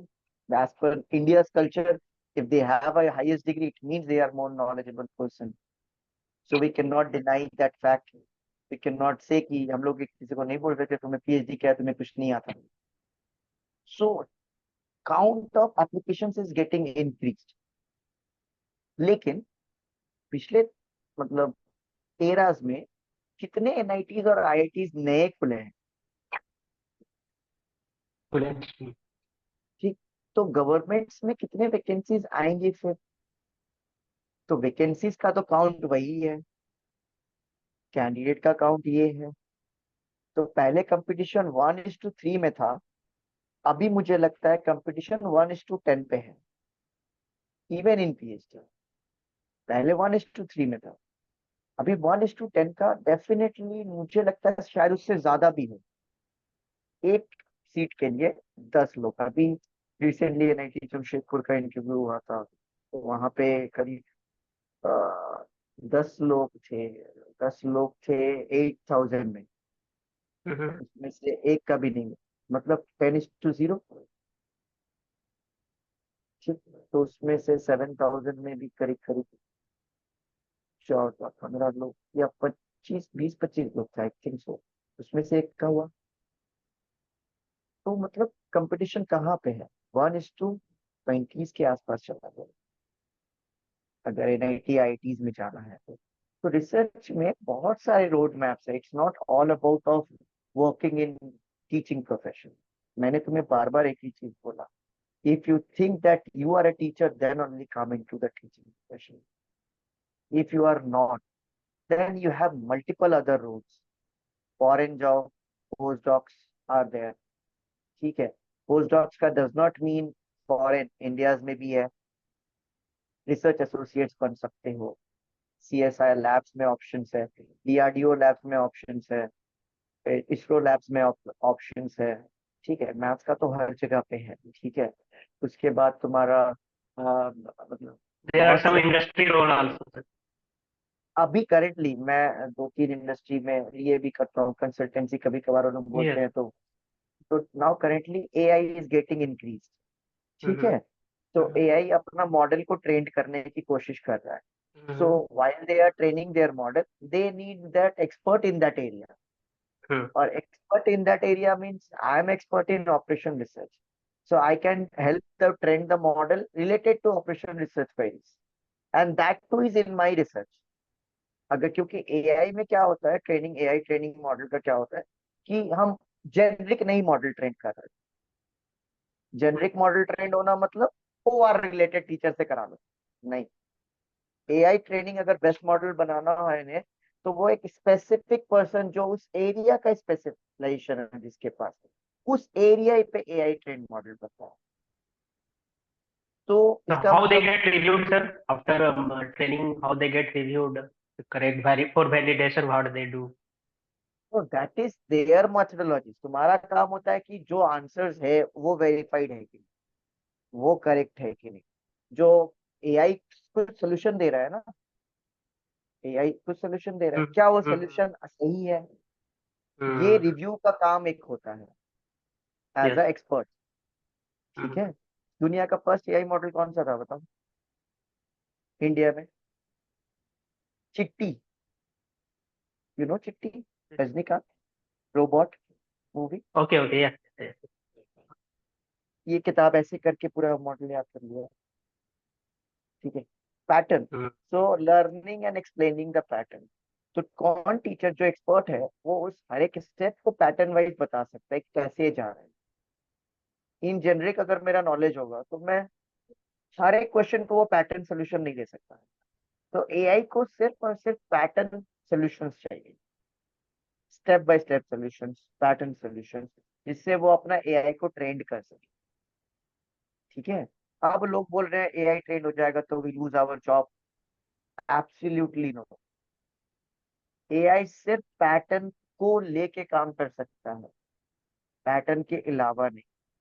अगर तुम्हें यकीन नहीं होता है तो मैं तुम्हें एक रिसेंटली मूवी आया था जिसमें शाहिद कपूर और कीर्ति सनोन थी, यस तेरी बातों में ऐसा उलझा जिया। I request all your audience to go and watch that movie. Okay sir उसमें वो लड़की एआई मॉडल है। ठीक है। हमने उसमें, हमारे हिंदी में बहुत मुहावरे होते हैं ना, चने के दांत, क्या, चने के दांत चबाना। तो वो क्या, चना वो लोहे के दांत चबाना, फिर क्या, क्या गधा, क्या है, बहुत से ऐसे ऐसे मुहावरे हैं जिसका मतलब कुछ और है, बोल कुछ और है। एआई को अगर तुम बोलोगे मुहावरे हिंदी के, वो वही बेहोश हो जाए, मुझे समझ ही नहीं आएगा। हम लोग ऐसे मजाक में बोलते हैं ना, अरे साला तो क्या मस्त लग रहा है, लेकिन तू सच में मस्त नहीं लग रहा। फिर हम एआई को बताएंगे मैंने झूठा तारीफ किया था, तो एआई क्या करेगा, अच्छा तारीख को डिलीट करके झूठा तारीख। तो सेम चीज कृति सेनन के साथ हुआ कि उसके दिमाग में एक पैटर्न सेट किया गया था इनिशियल स्टेज में, इंसान को समझने के लिए, वो समझ रहा था। फिर उसके साथ जब वो सोसाइटी के साथ मिलने लगी तो उसको बताया गया नहीं नहीं इसे नहीं लेना है, तो उसने उस मैसेज को डिलीट करता गया करता गया करता गया, लास्ट में I lost all his memory in that movie. तो ये सही ये गलत वो नहीं एआई ऑब्जर्व कर सकता, क्योंकि अनसर्टेनिटी को एआई नहीं हैंडल कर पाएगा, मुझे ऐसा लगता है। एआई पैटर्न को हैंडल कर सकता है, मतलब घर में तुम्हें जलेबी छानना है, ऐसे ऐसे मशीन को करा दो, ये पैटर्न है, इट कैन डू। ठीक है, घर में झाड़ू पोछा करना है, ये पैटर्न है, it yes sir can do. But explaining the topic and still that explaining the topic and giving the multiple different examples, it is can only be possible by the human mind. Sense of humor cannot be possible with AI, मुझे ऐसा लगता है, क्योंकि वो उस चीज को अलग मतलब लेगा हमेशा, क्योंकि उसका पैटर्न तो वही है ना। यस सर तो इसके लिए एआई मॉडल ट्रेनिंग में भी आजकल बहुत बड़े बड़े रिसर्चर्स के जरूरत पड़ रही है, मैथमेटिशियंस का। ठीक है। फिर हाँ, फिर writing, research writing, that is also a new trend in industry of research। जैसे स्पिंजर्स में है वैकेंसीज। ठीक है। स्पिंजर्स में है, एल्सवियर्स में है, फिर आपका सीआरसी प्रेस में भी है। तो जितने भी पब्लिशर्स हैं सब जगह पे ये वैकेंसीज है, हर जगह पे, हर फील्ड रिलेटेड। ऐसा ओके नहीं सर है कि सिर्फ सिर्फ खाली यहाँ पे, तो तो वहाँ भी। those who are interested in this role, so how they find this type of jobs here, like website, some, and how much they get salaried, if you want to say that, salary, approximate idea, yes, in this role, salary, salary का ना कोई specific definition नहीं है। ठीक है। approx, NITs की yes, salary, yes, IITs की salary में जो डिफरेंस है, सिमिलरली प्राइवेट में भी multiple privates have different salary structure. कोई कॉलेज, प्राइवेट कॉलेज, कोई 40,000 दे रहा है, कोई 60,000 दे रहा है, कोई 80,000 दे रहा है, कोई उसी बंदे को एनआईटी आईआईटी 1 लाख दे रहा है। तो सैलरी का डेफिनेशन इंडिया में तो नहीं है। ठीक है, मतलब मैं तुम्हें कोई स्पेसिफिक नंबर नहीं बोल सकता। एक्चुअली बस I was asking about this AI related जो रोल्स है एआई वो हो रिलेटेड गया। वर्क, हाँ, अब रोल्स में, हाँ, उसमें क्या होता है, आवरली बेस्ड होता है, प्रोजेक्ट बेस्ड यस। होता है। ठीक है, बट वो परमानेंट बेस्ड भी होता है, लेकिन मोस्ट, क्योंकि उनको तो ज्यादातर टीचर्स चाहिए रहते हैं, तो वो कंसल्टेंट बेस्ड लेते हैं, मतलब आवरली बेस्ड हो गया, चलो 2 घंटा दे दो। कोई it can be cost of $9 to $35 per hour. Per hour $9 मतलब $900 से लेके $300 घंटा तक सो मच, तुम कमा सो सकते much for India, Indian society. हो। हाँ, अगर तुम हर दिन अगर 4 घंटा डेडिकेट दे दो, you may earn 4 to 5। So ठीक है, there are always available projects if you are not as a permanent yeah, role, because then every industry is now working with AI ना, mm-hmm. you need to be skillful, then only you get a project. I It's am not also that, recently joined one project related to AI. हाँ, There I have to do prompt and verify that something हाँ, yes, math related. yes. So similarly, multiple projects are there. So it depends how skillful you are. क्योंकि नौ Yes. सौ रुपए दे रहा हूँ मतलब क्या, हम स्किलफुल हो।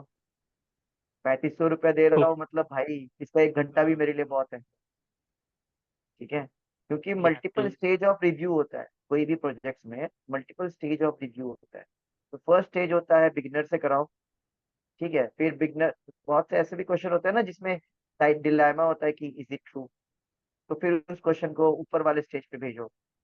वो अगर बोलता है ना सर मुझे लग रहा है मे बी, फिर एडवांस वाले में, तो वही पैसे का स्टेज है। Mm-hmm. एडवांस में 1500 वाले से आप वेरीफाई कराओ, 2000 वाले से कराओ, अब 3500 वाले से कराओ। जब सबका आंसर पैटर्न मैच करो, फिर देखो क्या करेंगे। ये भी करते हैं ये लोग। एक ही प्रोजेक्ट तुम्हें अगर लग रहा है कि you are only assigned to do that task, you are completely wrong.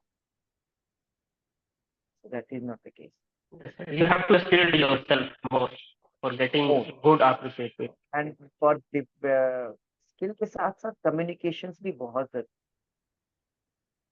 ठीक है, इंडिया में आज भी तुम बोलोगे तो if you are good at English then only you will gate.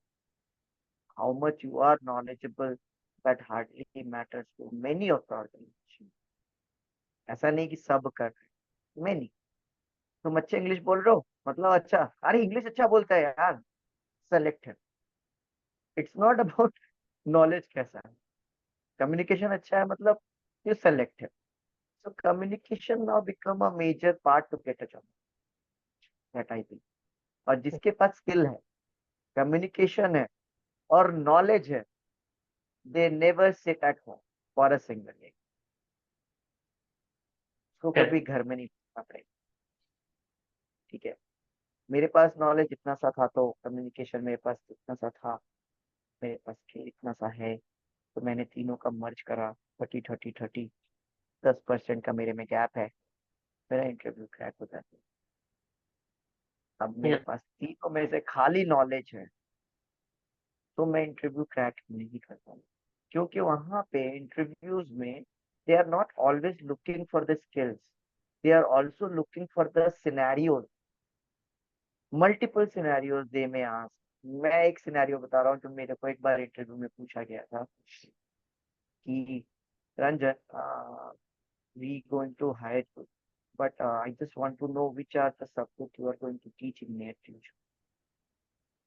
ठीक है, Hmm. अब तुम बताओ इसका आंसर तुम क्या देना चाहोगे। First I know your answer, then only I will share mine. Sir, repeat once.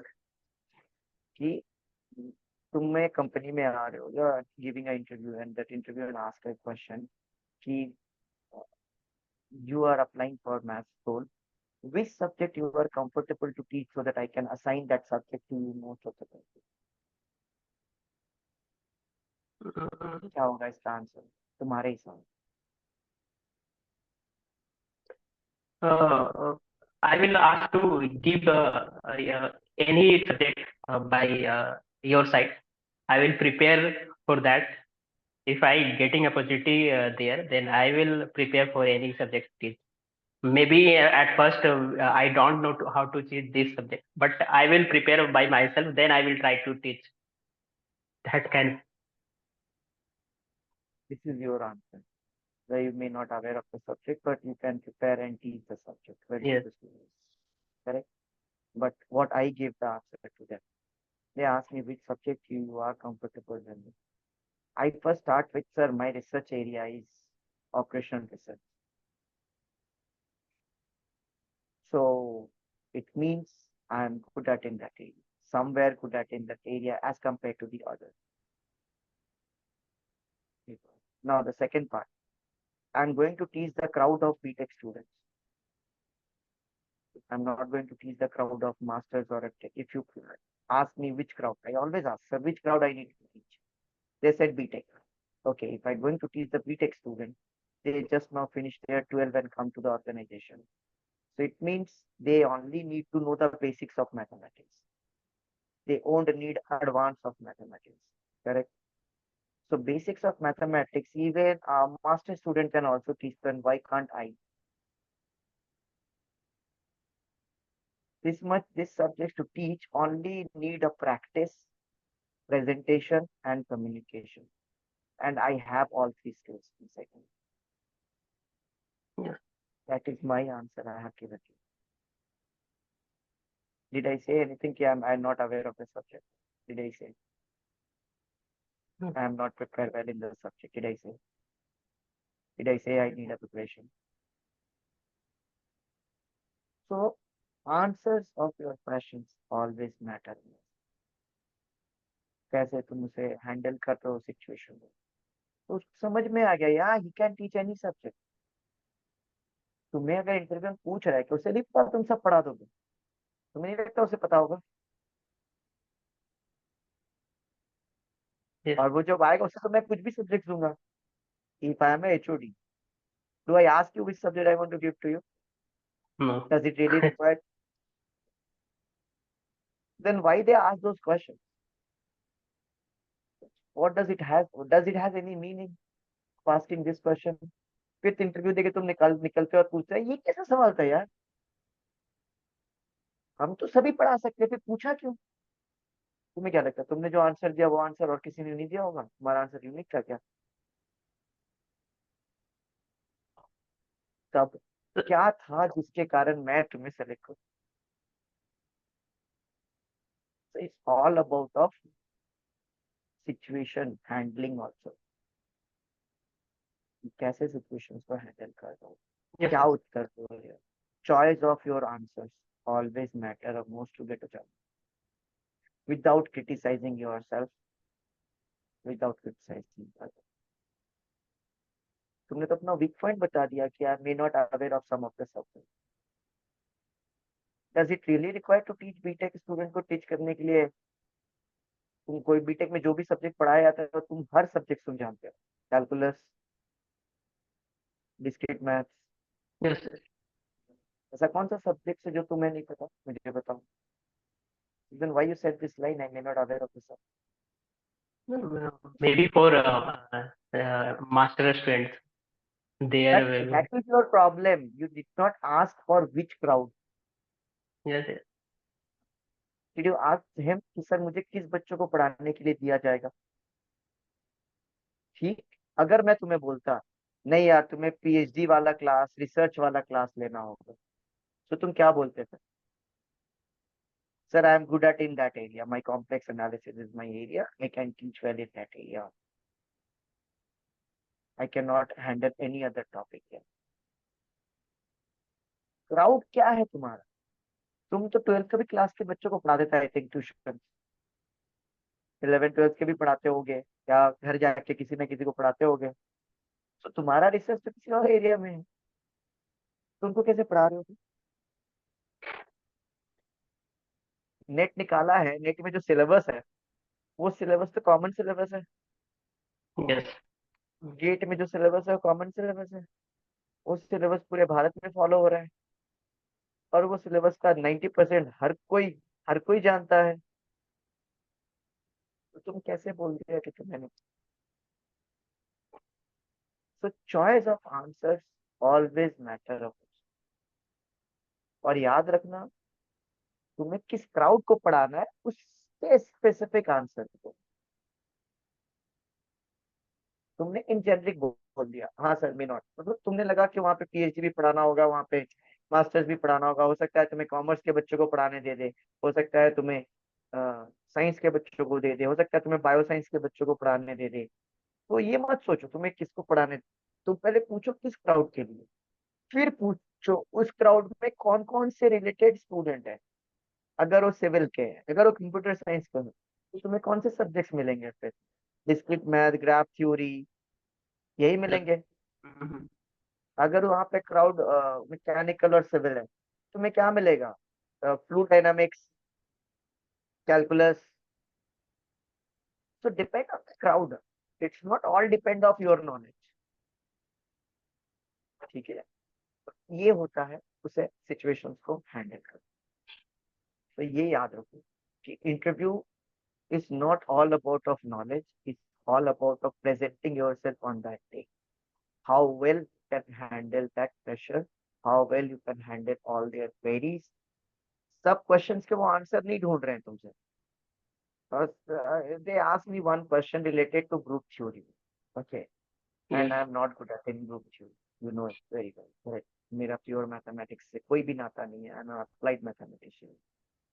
तो मैंने ऐसे हाथ जोड़ा, सर बोला sir I am not aware of the topic. For this presentation, I only prepared the applied mathematics section. If you have any query, please ask me related to that. But the Gen Zs, current generation, उन्होंने कुछ पूछा, हमें हर उत्तर देना है, हमें that is रुकना not. नहीं, हमें नहीं रुकना है। उन्हें पूछा, हमें उत्तर देना है। फिर उस उत्तर को जब टीचर ने उसे एक हिंट दे के बता दिया कि तुम गलत दे रहे हो, फिर भी नहीं नहीं सर, नहीं नहीं मैं ये बोल रहा था, फिर वो खुद फंस जाते हैं उस उत्तर देने के बाद, उसे फिर हैंडल नहीं कर पाते हैं, तो उनका इंटरव्यू क्या हो जाता है? खराब। तो ये सब चीजें हैं और कुछ नहीं। यस। समझे? तो इंटरव्यू हैंडल करना it's not a big difficult task, it's all about तुम जेनरिक 10-12 क्वेश्चंस पहले बना के रखो, तुमसे क्या पूछा जा सकता है। अभी मैंने एक दो क्वेश्चन तुम्हें दे दिए, इस तरीके से और भी 8-10 क्वेश्चन होंगे ना जो तुमसे पूछे जाएंगे। अब तुम उसका आंसर खुद तैयार करो, उसके अलावा 10-12 लोगों से और पूछो उनका क्या आंसर है, फिर सबको एक साथ रखो, उसमें से बेस्ट लिस्ट बनाओ, उसे प्रेजेंट कर सकते हो। यस। ये तो था सर इंटरव्यू रिलेटेड क्वेश्चन और कैसे टैकल करना है, ये सारे बताएं। और अगर हम कुछ टीयर 3 इंस्टीट्यूट से हैं यहाँ पे, लाइक मैं हाँ जो पहले क्वेश्चन था, ट्रिपल आईटी से हैं, सेंट्रल यूनिवर्सिटी से हैं, एनआईटी से हैं, तो does this matter if I am going to appear in like premium institutes like VIT? तो और किन चीजों पे को पॉइंट्स को ध्यान में रखना चाहिए, लाइक आप पहला अगर पहल, 3 से 4 पॉइंट्स बताना चाहें। देखो वीआईटी वीआईटी में ये क्या बोलते हैं, डिपेंड ऑन द डे। जैसे हमेशा एक मैनेजमेंट चेंज होते रहता है हर कॉलेजेस में। तो जैसे अभी कौन आया एचओडी, या फिर कौन है डीन करेंट, उसका क्या प्रोस्पेक्टिव है उस स्कूल को लेके, उसके रिलेटेड हायरिंग होती है, ना कि जेनरिक। जेनरिक हायरिंग्स कभी नहीं हुई है किसी भी जगह पे। तुम एनआईटीज का भी अगर एप्लीकेशन देखोगे तो उसमें लिखा रहता है कि ओआर में वैकेंसीज है, हम्म, ना कि मैथ्स में वैकेंसीज है। तो जेनरिक हायरिंग्स कहीं पे भी नहीं होती है।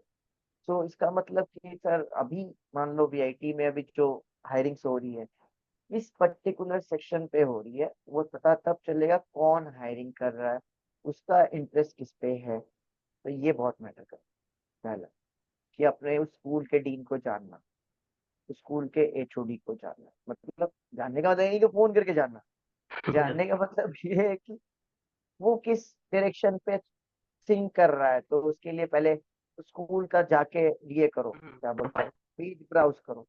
लास्ट एक साल में डीन्स ने क्या क्या इवेंट्स कराए, उस इवेंट्स पे तुम्हारा क्या योगदान हो सकता था, अगर है तो अप्लाई करो। You will definitely excel for sure. तो हम लोग ये नहीं करते, क्या बोलो तो, इवेल्युएट नहीं करते, ये नहीं करते, रोड मैप्स नहीं बनाते, हमें खाली एप्लीकेशन डाल देना है बस। ये प्रॉब्लम जो मुझे काफी लगता है। काफी नया पॉइंट लगा। लाइक हम लोग तो देखते हैं वहाँ के एरिया, जैसे एरिया में इंटरव्यू देना है उससे रिलेटेड पढ़ लिया। लाइक आपने बोला कि डीन हो गया, वहाँ का डायरेक्टर हो गया, उसका इंटरेस्ट थोड़ा देखो, उससे रिलेटेड मे बी वो अगर पैनल में है तो उससे रिलेटेड क्वेश्चन आएंगे। That's why you should prepare on that also. आपको रोड मैप तैयार कर, तो काफी नया चीज लगा, और आई थिंक जो भी जाने वाले हैं उनको भी हेल्पफुल होगा आपका जो एक्सपीरियंस आपने जो शेयर किया।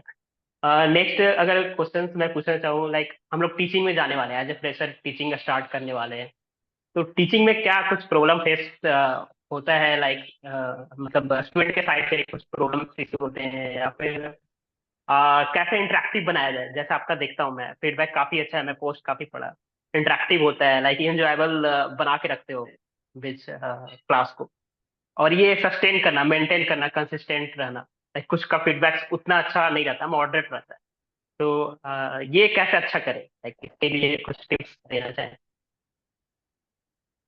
के लिए तुम्हें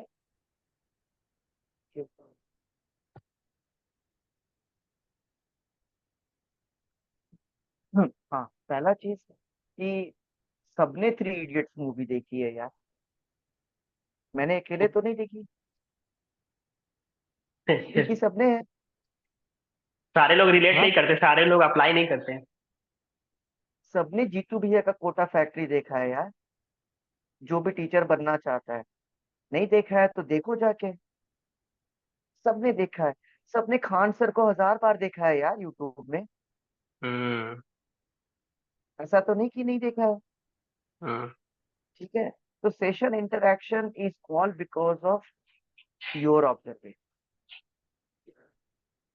ठीक है, मैं सिर्फ एक एग्जांपल दे रहा हूँ जो मैंने ऑब्जर्व किया है करेंट जेनजी जनरेशन में, जो कि मेरे को बहुत हेल्प करता है क्राउड से जोड़ने में।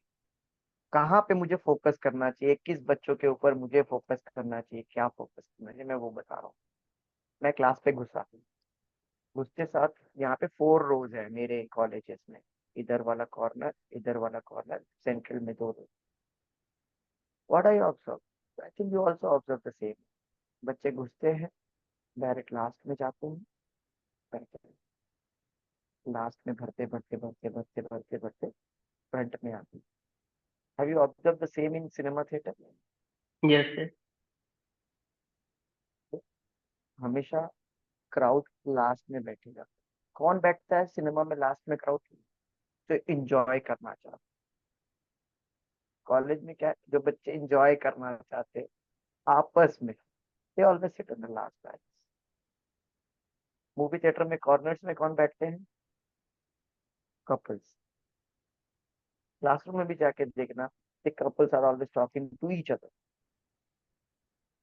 they never focus on the teacher। थोड़ा बहुत। सेंटर पे कौन बैठते हैं? जो क्लास सुनने आए, जो समझने आए। फ्रंट में कौन बैठते हैं? जिन्हें असाइनमेंट्स में 10 में 10 चाहिए। वाह सर, मजा आ गया। Yes. He always appreciate whether you take the best subjects, best teaching, worst teaching, they always appreciate you। तो ये है क्राउड डिस्ट्रीब्यूशन तुम्हारे क्लास में, तुम्हें सब मिल गया। अब आते हैं सब्जेक्ट्स पे। एक क्लास में 45 आवर का सब्जेक्ट है, ठीक है, 6 मॉड्यूल्स है। क्या तुम्हारे सारे मॉड्यूल्स तुम्हें पढ़ाने में मजा आता है? नहीं। कुछ मॉड्यूल्स ऐसे हैं जो तुम्हें बहुत मजा आता है। देखना उस मॉड्यूल्स में क्राउड 60 to 60 बैठे रहेंगे, पर तुम्हें ऐसे सुनते रहो, उन्हें भी मजा आएगा। मतलब उस दिन हाउसफुल क्लास। मूवी हाउसफुल कब होती है? जब वो अच्छा। हिट होती है। एवरेज वाला मूवी कौन सी होती है? कुछ कुछ लोग बोल रहे हैं अच्छी मूवी है, कुछ बर्बाद मूवी है। तो क्राउड का जो होता है, जिस दिन तुम अच्छा क्लास है, उस दिन देखना पूरा क्लास पिंड ऑफ साइलेंस है। तुम कुछ एफर्ट नहीं करना पड़ रहा है तुम्हें क्लास को शांत कराने के लिए, एकदम नहीं करना पड़ेगा। इतने आप क्लास शांत है बिकॉज उनको भी मजा आ रहा है, उन्हें सब्जेक्ट समझ में आ रहा है, मतलब मजा आ रहा है। टीचिंग में क्या है, समझ में आ रहा है मतलब मजा आ रहा है, हम्म, उन्हें भी मजा आ रहा है। तो क्लास पिन ऑफ साइलेंस रहेगा। और उसके बाद आता है वाला डिस्टर्बेंस। वाला मतलब कौन सी वाला डिस्टर्बेंस? जैसे कान के सामने मक्खी का करना, वो इरिटेटिंग वाला डिस्टर्बेंस। इरिटेटिंग वाला डिस्टर्बेंस होता है जब ऑथर क्राउड को सब्जेक्ट तो डिलीवर कर रहा है लेकिन सिर्फ पढ़ के डिलीवर कर रहा है, समझा के नहीं। मतलब to finish the syllabus I need to finish the lecture. तब वाला डिस्टर्बेंस। उस दिन, जिस दिन टीचर को वो सब्जेक्ट एकदम ही बकवास लगता है, उसके लाइफ का सबसे वर्स्ट सब्जेक्ट है, वर्स्ट मॉड्यूल है, वो जब वो पढ़ाने जाता है, वो खुद बोलता है 10 मिनट बाद स्टार्ट करेंगे, 15 मिनट बाद शुरू करेंगे, 10 मिनट पहले बंद। उस दिन देखना क्लास सबसे डिस्टर्बेंस होगा, हर कोई बात करेगा, इधर उधर करेगा। तो मतलब क्लास का disturbance, engagement of the class, it's all about of identifying the best which subjects module, average modules, worst module को आइडेंटिफाई करना होता है। अभी कैलकुलस में पढ़ा रहा हूँ, कैलकुलस में अभी मैं स्टैट पढ़ा रहा हूँ, स्टैट में मैं क्या पढ़ा रहा हूँ, दैट इज इम्पोर्टेंट। उस पे कौन सा मैं एग्जांपल्स दे रहा हूँ, दैट इज इम्पोर्टेंट। ठीक है, किस एग्जांपल से मैं रिलेट कर रहा हूँ, दैट इज इम्पोर्टेंट। स्टैट पे जब मैं अगर वो क्या बोलता हूँ, जब मैं वो पढ़ाने जाता हूँ इनको जेड टेस्ट और टी टेस्ट, बच्चों का रिएक्शन ऐसे होता है, क्या यार क्या पढ़ा है? जब मैं उन्हें मीन या कोरिलेशन पढ़ाने जाता हूँ, वाह सर मजेदार है ये तो, फॉर्मूला दो। या फॉर्मूला बेस्ड, फिर एग्जांपल बेस्ड। तो ये सब चीजें तुम्हें आइडेंटिफाई करनी है तुम्हारे सब्जेक्ट से। अगर तुमने कर लिया, तुम्हारा हर क्लास इंटरैक्टिव होगा। तुम्हें पता है कि कहाँ पे क्राउड का डिस्टरबेंस है, उस क्लास पे तुम्हें फिर थोड़े एडुकेशनल टाइप के कमेंट्स, जो ऑब्जर्वेशंस लेके रखने होते हैं, देने होते हैं, ताकि क्राउड थोड़ा साइलेंट हो जाए। जो सब्जेक्ट बेस्ट है उसमें तो क्राउड साइलेंट है ही।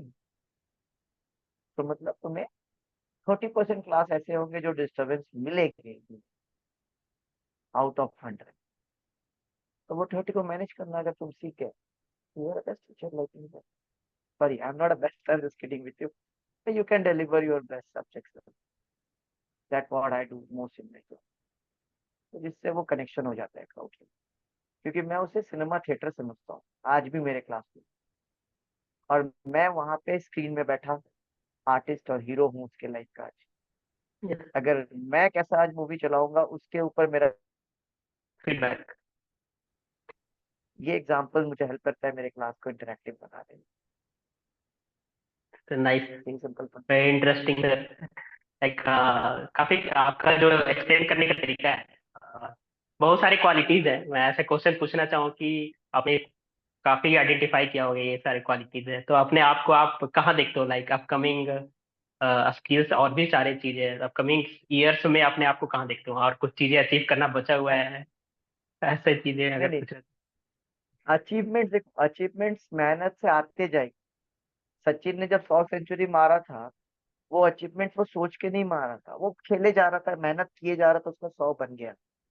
विराट कोहली आज विराट कोहली है, जस्ट प्लेइंग हिज गेम। सो अचीवमेंट्स मत सोचो। बट समथिंग सबका कुछ होता है एक ये मेरी एक गोल्स हैं, इसको मेरा सिर्फ एक आगे ही तो कर सकते। अचीवमेंट, मेरा एक ही अचीवमेंट है, be humble, be nice, be helpful to all, hmm, and be represent yourself. किसी के साथ बदतमीजी से बात नहीं करो, किसी के साथ बदतमीजी कोई कर रहा हो तो इन रिटर्न बदतमीजी नहीं करो। वो कर रहा है कुछ तो हमने खता करी होगी, ऐसे ही कोई बेवफा नहीं होता। सिंपल सा कॉन्सेप्ट मान लो। ठीक है, घर में जाके जब बीवी तुम्हारे ऊपर चिल्लाती है तब तो तुम मान लेते हो, तुम्हारी गलती नहीं होने पे भी। तो फिर यहाँ अगर कलीग ने कुछ बोल दिया तो इतना चिढ़ने का क्या है यार। होता है ना बहुत से हम लोग ट्रोलिंग करते रहते हैं एक दूसरे को, ट्रोलिंग करते हैं ना। तो कभी हम्म। कभार कुछ ट्रोलिंग ऐसी होती है थोड़ी हाई इंटेंस हो जाती है, तो उससे सामने वाला बुरा मान जाता है। तो सॉरी बोलने में क्या जाता है। फिर तुम बोलते अरे यार मैं तो मजाक कर रहा था, मैं तो मजाक कर रहा था।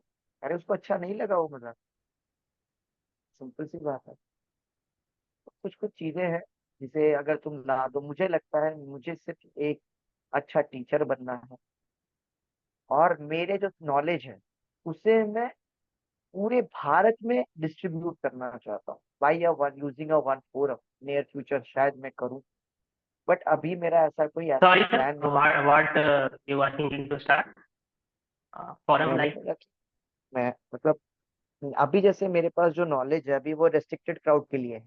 यस। वीआईटी एपी में हूँ तो वीआईटी एपी क्राउड के लिए। अभी एग्जैक्टली।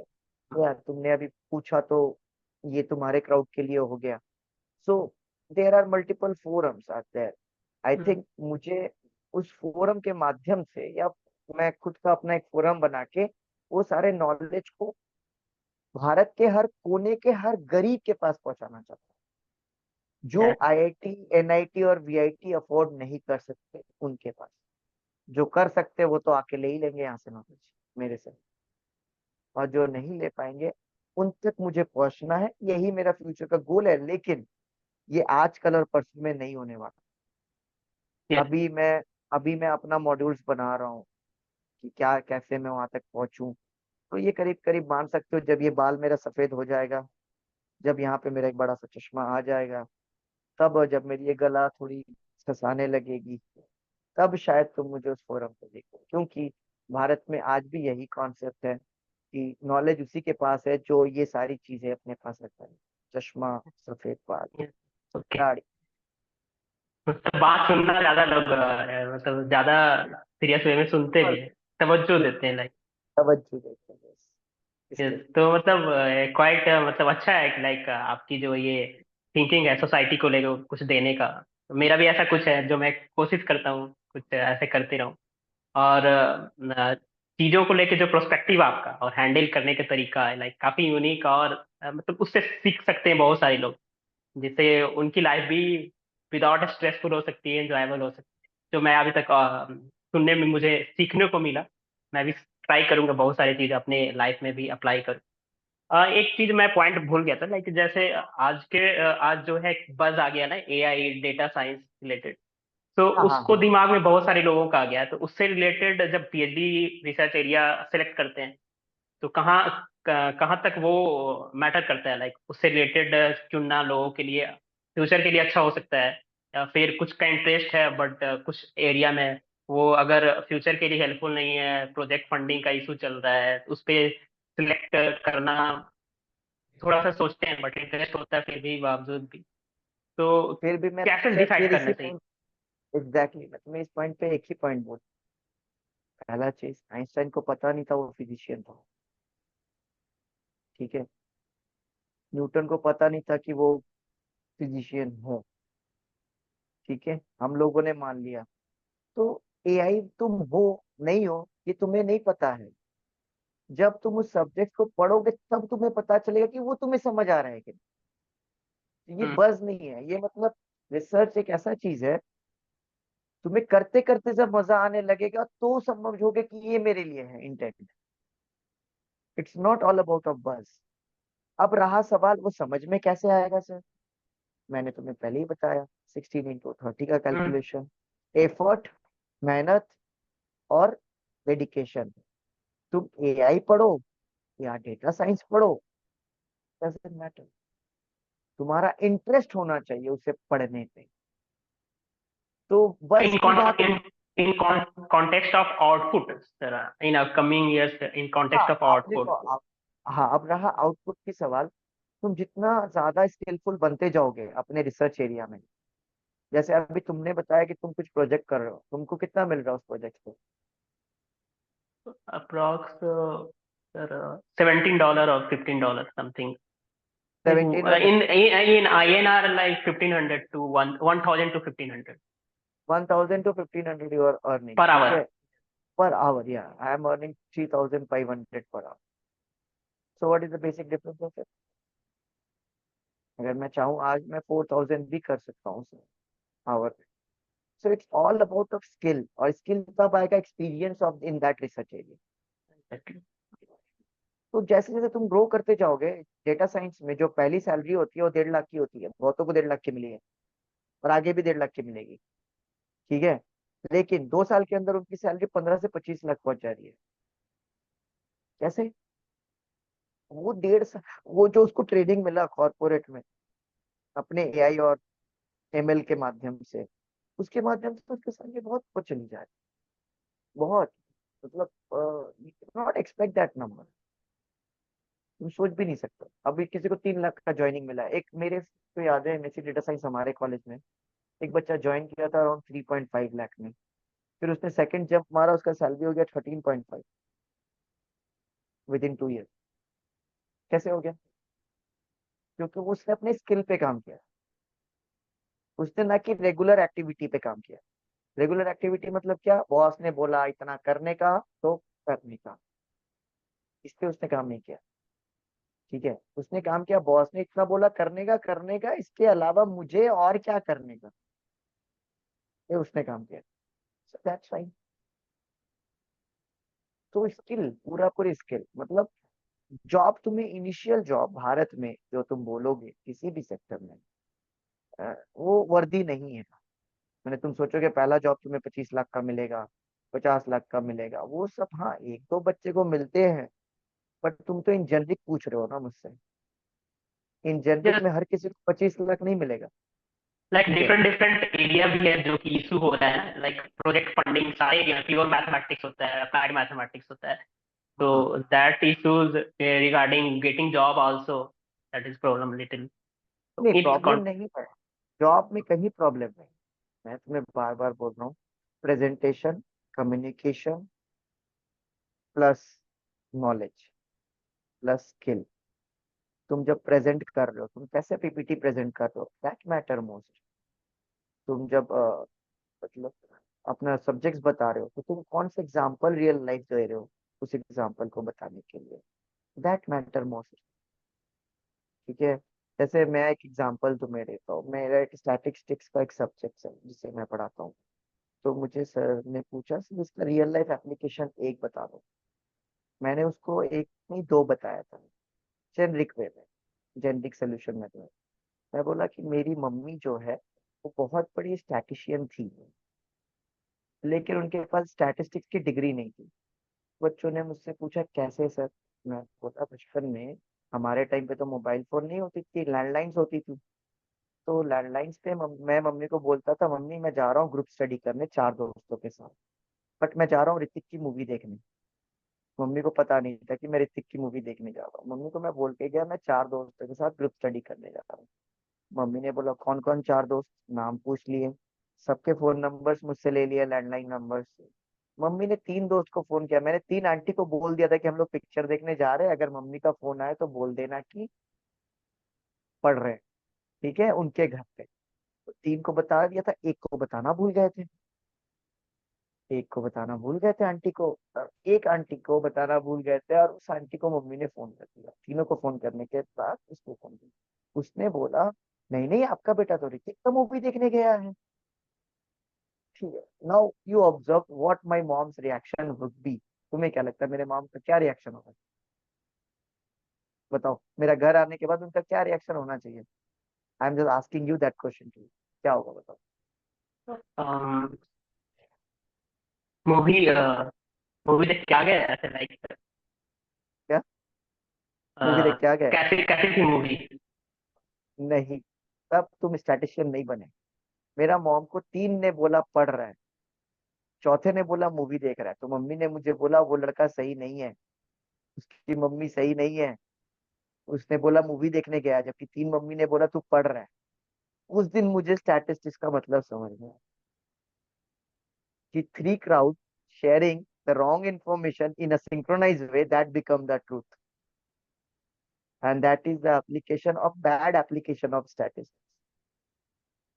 100 में 90 बेईमान, फिर भी हर पॉलिटिशियन महान। एक हम्म। आदमी चिल्ला चिल्ला के बोल रहा है वो 100 करोड़ का धांधली किया है, बाकी 10 तो सिंक्रोनाइज हुए झूठ बोल रहा है। इसीलिए आज तक कोई भी पॉलिटिशियन जेल नहीं गया। ये एक सिंपल सा एग्जांपल से उन्हें स्टैटिस्टिक्स समझ में आ गया कि इसका बैड एग्जांपल ऑफ स्टैटिस्टिक्स क्या है।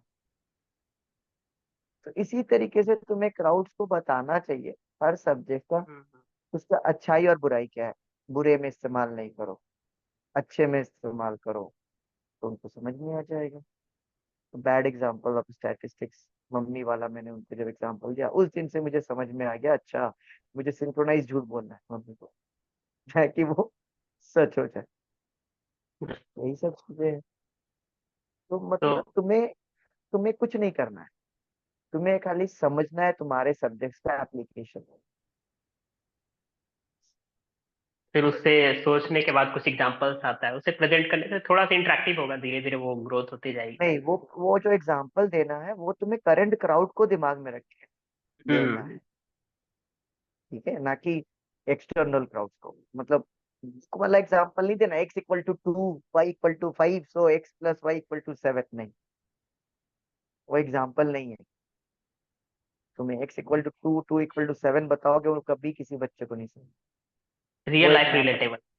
Exactly relatable with real life application. सोचो अपने सब्जेक्ट का, बनाओ, फिर देखना तुम बहुत अच्छे से डिलीवर कर पाओगे। इवन किसी भी जगह पे, इंटरव्यू में, प्रेजेंटेशंस में, स्किल्स में, जॉब में, ठीक है। और धीरे धीरे तुम्हारे अंदर वो आने लगेगा, फिर तुम्हें और मजा आना। तो इसलिए कोई भी, मैं अगर कोई मुझे बोलता है कि मार्केट में जॉब रिसेशन है, रिसेशन है उनके लिए जो अभी तक स्किलफुल नहीं बने। जो बन जाएंगे उनके लिए जॉब कभी भी रिसेशन में नहीं है। और लक की भी बात होती है, luck always matter on the day of interview, ठीक है। हम्म। बट लेकिन हर बार अगर नहीं हो रहा है इंटरव्यू देने के बाद, तो it means you need to revise yourself, ये तुम कहाँ गलती कर रहे हो। बस that's all। तो यस। मुझे मत बोलना कि जॉब नहीं है कोई खा लेगा, नहीं, जॉब है, मुझे मिल रहा है। और जितने भी मेरे दोस्त है, स्किलफुल दोस्त है, सबको मिल रहा है, ठीक है। तो ऐसा नहीं है कि मेरे को मिलना बंद हो गया, उनको मिलना बंद हो गया, सबको मिल रहा है और आगे भी मिलता रहे। Sometimes we make a limitation like a boundary, like I have to join there that institutes only. Otherwise, हाँ, then that's the problem. Yes, हाँ, ये ये सच बात तुमने कहा, ठीक है। अब इसको समझाने के लिए मैं तुम्हें एक सिंपल सा एग्जांपल दे रहा हूँ। मैं जब फर्स्ट ज्वाइन किया एनआईटी में, ठीक है, my dream was to take my PhD from IIT, ठीक। देन मैंने कॉम्प्रोमाइज किया एनआईटी। अगर मुझे एनआईटी नहीं मिलता, देन माय नेक्स्ट टारगेट मैंने सारे यूनिवर्सिटीज में भी दिया था, गवर्नमेंट यूनिवर्सिटीज में, ठीक है, Kolkata university, Mumbai Jadavpur university. Third goal is this, fourth goal था मेरा, इसके बाद नहीं होगा, so then I am go for that, क्या बोलते हैं, प्राइवेट यूनिवर्सिटी से मैं राजस्थान तक का भी मेरे पास आना दिखाऊंगा, पूरा कॉपीज में लिखा हुआ है मैं कहाँ कहाँ से पीएचडी करना चाह रहा था, ठीक है। तो अब रहा सवाल, सेम चीज मैंने अपने जॉब के टाइम भी किया था। तो पहले मैंने अपने आप को इवेलुएट किया, कि मैंने लोगों से पूछा, मेरा रिज्यूम दिखा के, कि बताओ what rate you going to do, rate करो मेरे प्रोफाइल को, 10 में क्या। बहुतों ने, जब मैं शुरू शुरू में रिसर्च कर रहा था, तो बहुतों ने 4, किसी ने 5, किसी ने 6 दिया। जब मुझे किसी ने 4, 5, 6 दिया, तो then why do I target that top 100 and नहीं रैंक यूनिवर्सिटी। मैं आईआईटी से हूँ, मतलब तो क्या मैं अप्लाई कर दूं। मैंने सेल्फ इवैल्यूएशन किया अपना, नहीं। फिर जब इंटरव्यू कॉल नहीं आ रहा है, अपने आप को डिप्रेस माने जा रहे हैं, अरे यार नहीं आ रहा है, नहीं आ रहा है। मैंने इवैल्यूएशन किया खुद का। मैं सच बता रहा हूँ, मैंने जब खुद का इवैल्यूएशन किया था, उस समय मुझे जैन यूनिवर्सिटी से ऑफर मिला था। Jain university is a nominal salary पे, आईआईटी एनआईटी की तरह नहीं है। मुझे टॉप एनआईएफ रैंक 100 मिल गया, मैंने बिना पैसे सोचे ज्वाइन कर लिया। उसके बाद मैं हर जो भी टॉप कॉलेज था मेरे लिस्ट पे, 10 कॉलेज थे, थापर, वीआईटी, एसआरएम, ऐसे करके मैंने 10 का बेस्ट। लिस्ट बनाया। हाँ, बेस्ट। लेकिन मैं एक साथ 10 में अप्लाई नहीं करता था। मैं एक पे अप्लाई किया, इंटरव्यू का वेट किया, इंटरव्यू दे के एक्सपीरियंस लिया कैसा होगा। मैं एसआरएम पे गया था इंटरव्यू देने, मेरा फर्स्ट राउंड क्लियर हो गया था, रिज्यूम सेलेक्ट हो गया था, मुझे फ्लाइट टिकट उस समय ऑफ कैंपस होता था इंटरव्यू, तो उन्होंने फ्लाइट टिकट दिया था, आने जाने का पैसा दिया था, तो मुझे एक पैसा भी खर्चा नहीं हुआ। I got a chance. मैं बहुत खुश हो गया, वाह इतना बड़ा कॉलेज से ऑफर आया है, got a air ticket man, I never thought of it. ठीक है, मतलब मेरे लिए वो आई टचिंग मोमेंट था। ठीक है, इंटरव्यू देने गया, वहां पे एक और लोग आए थे, एक मैडम आई थी, अराउंड 50-55 एज की थी।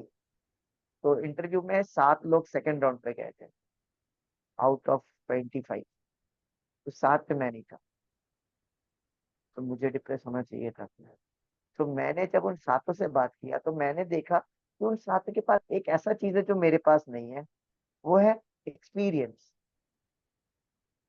मेरे पास अभी सब्जेक्ट्स है, नॉलेज है, लेकिन वो हैंडल ऑफ क्राउड एक्सपीरियंस नहीं है। और कम्युनिकेशन भी मेरा थोड़ा वीक था उस समय। मतलब साउथ इंडिया जा रहे हो तो दे आर लुकिंग कि इंग्लिश अच्छे से आना चाहिए, you can present it well. वो मेरे पास उस समय इतना अच्छा नहीं था, मतलब I am literally working hard on. और धीरे धीरे होता गया। 2 साल जब मैंने बैंगलोर में काम कर लिया, तो फिर वो स्किल बहुत अच्छा हो गया था कम्युनिकेशन स्किल, क्योंकि वहाँ पे सुबह शाम इंग्लिश में ही बात करना होता रहता था, बच्चे से लेके मम्मी पापा तक। They don't understand my Hindi, I don't understand their Kannada, so the only communication line was English. तो वहां पे तो पान के दुकान से लेके ऑटो वाला तक इंग्लिश में बात करता है बैंगलोर में। तो यस, अगर तुम्हें कम्युनिकेशन ठीक करना है, I always suggest start your journey from Bangalore. Yes, south I Indian. always suggest not don't looking for the salary initially, looking for the college in Bangalore, get a job there।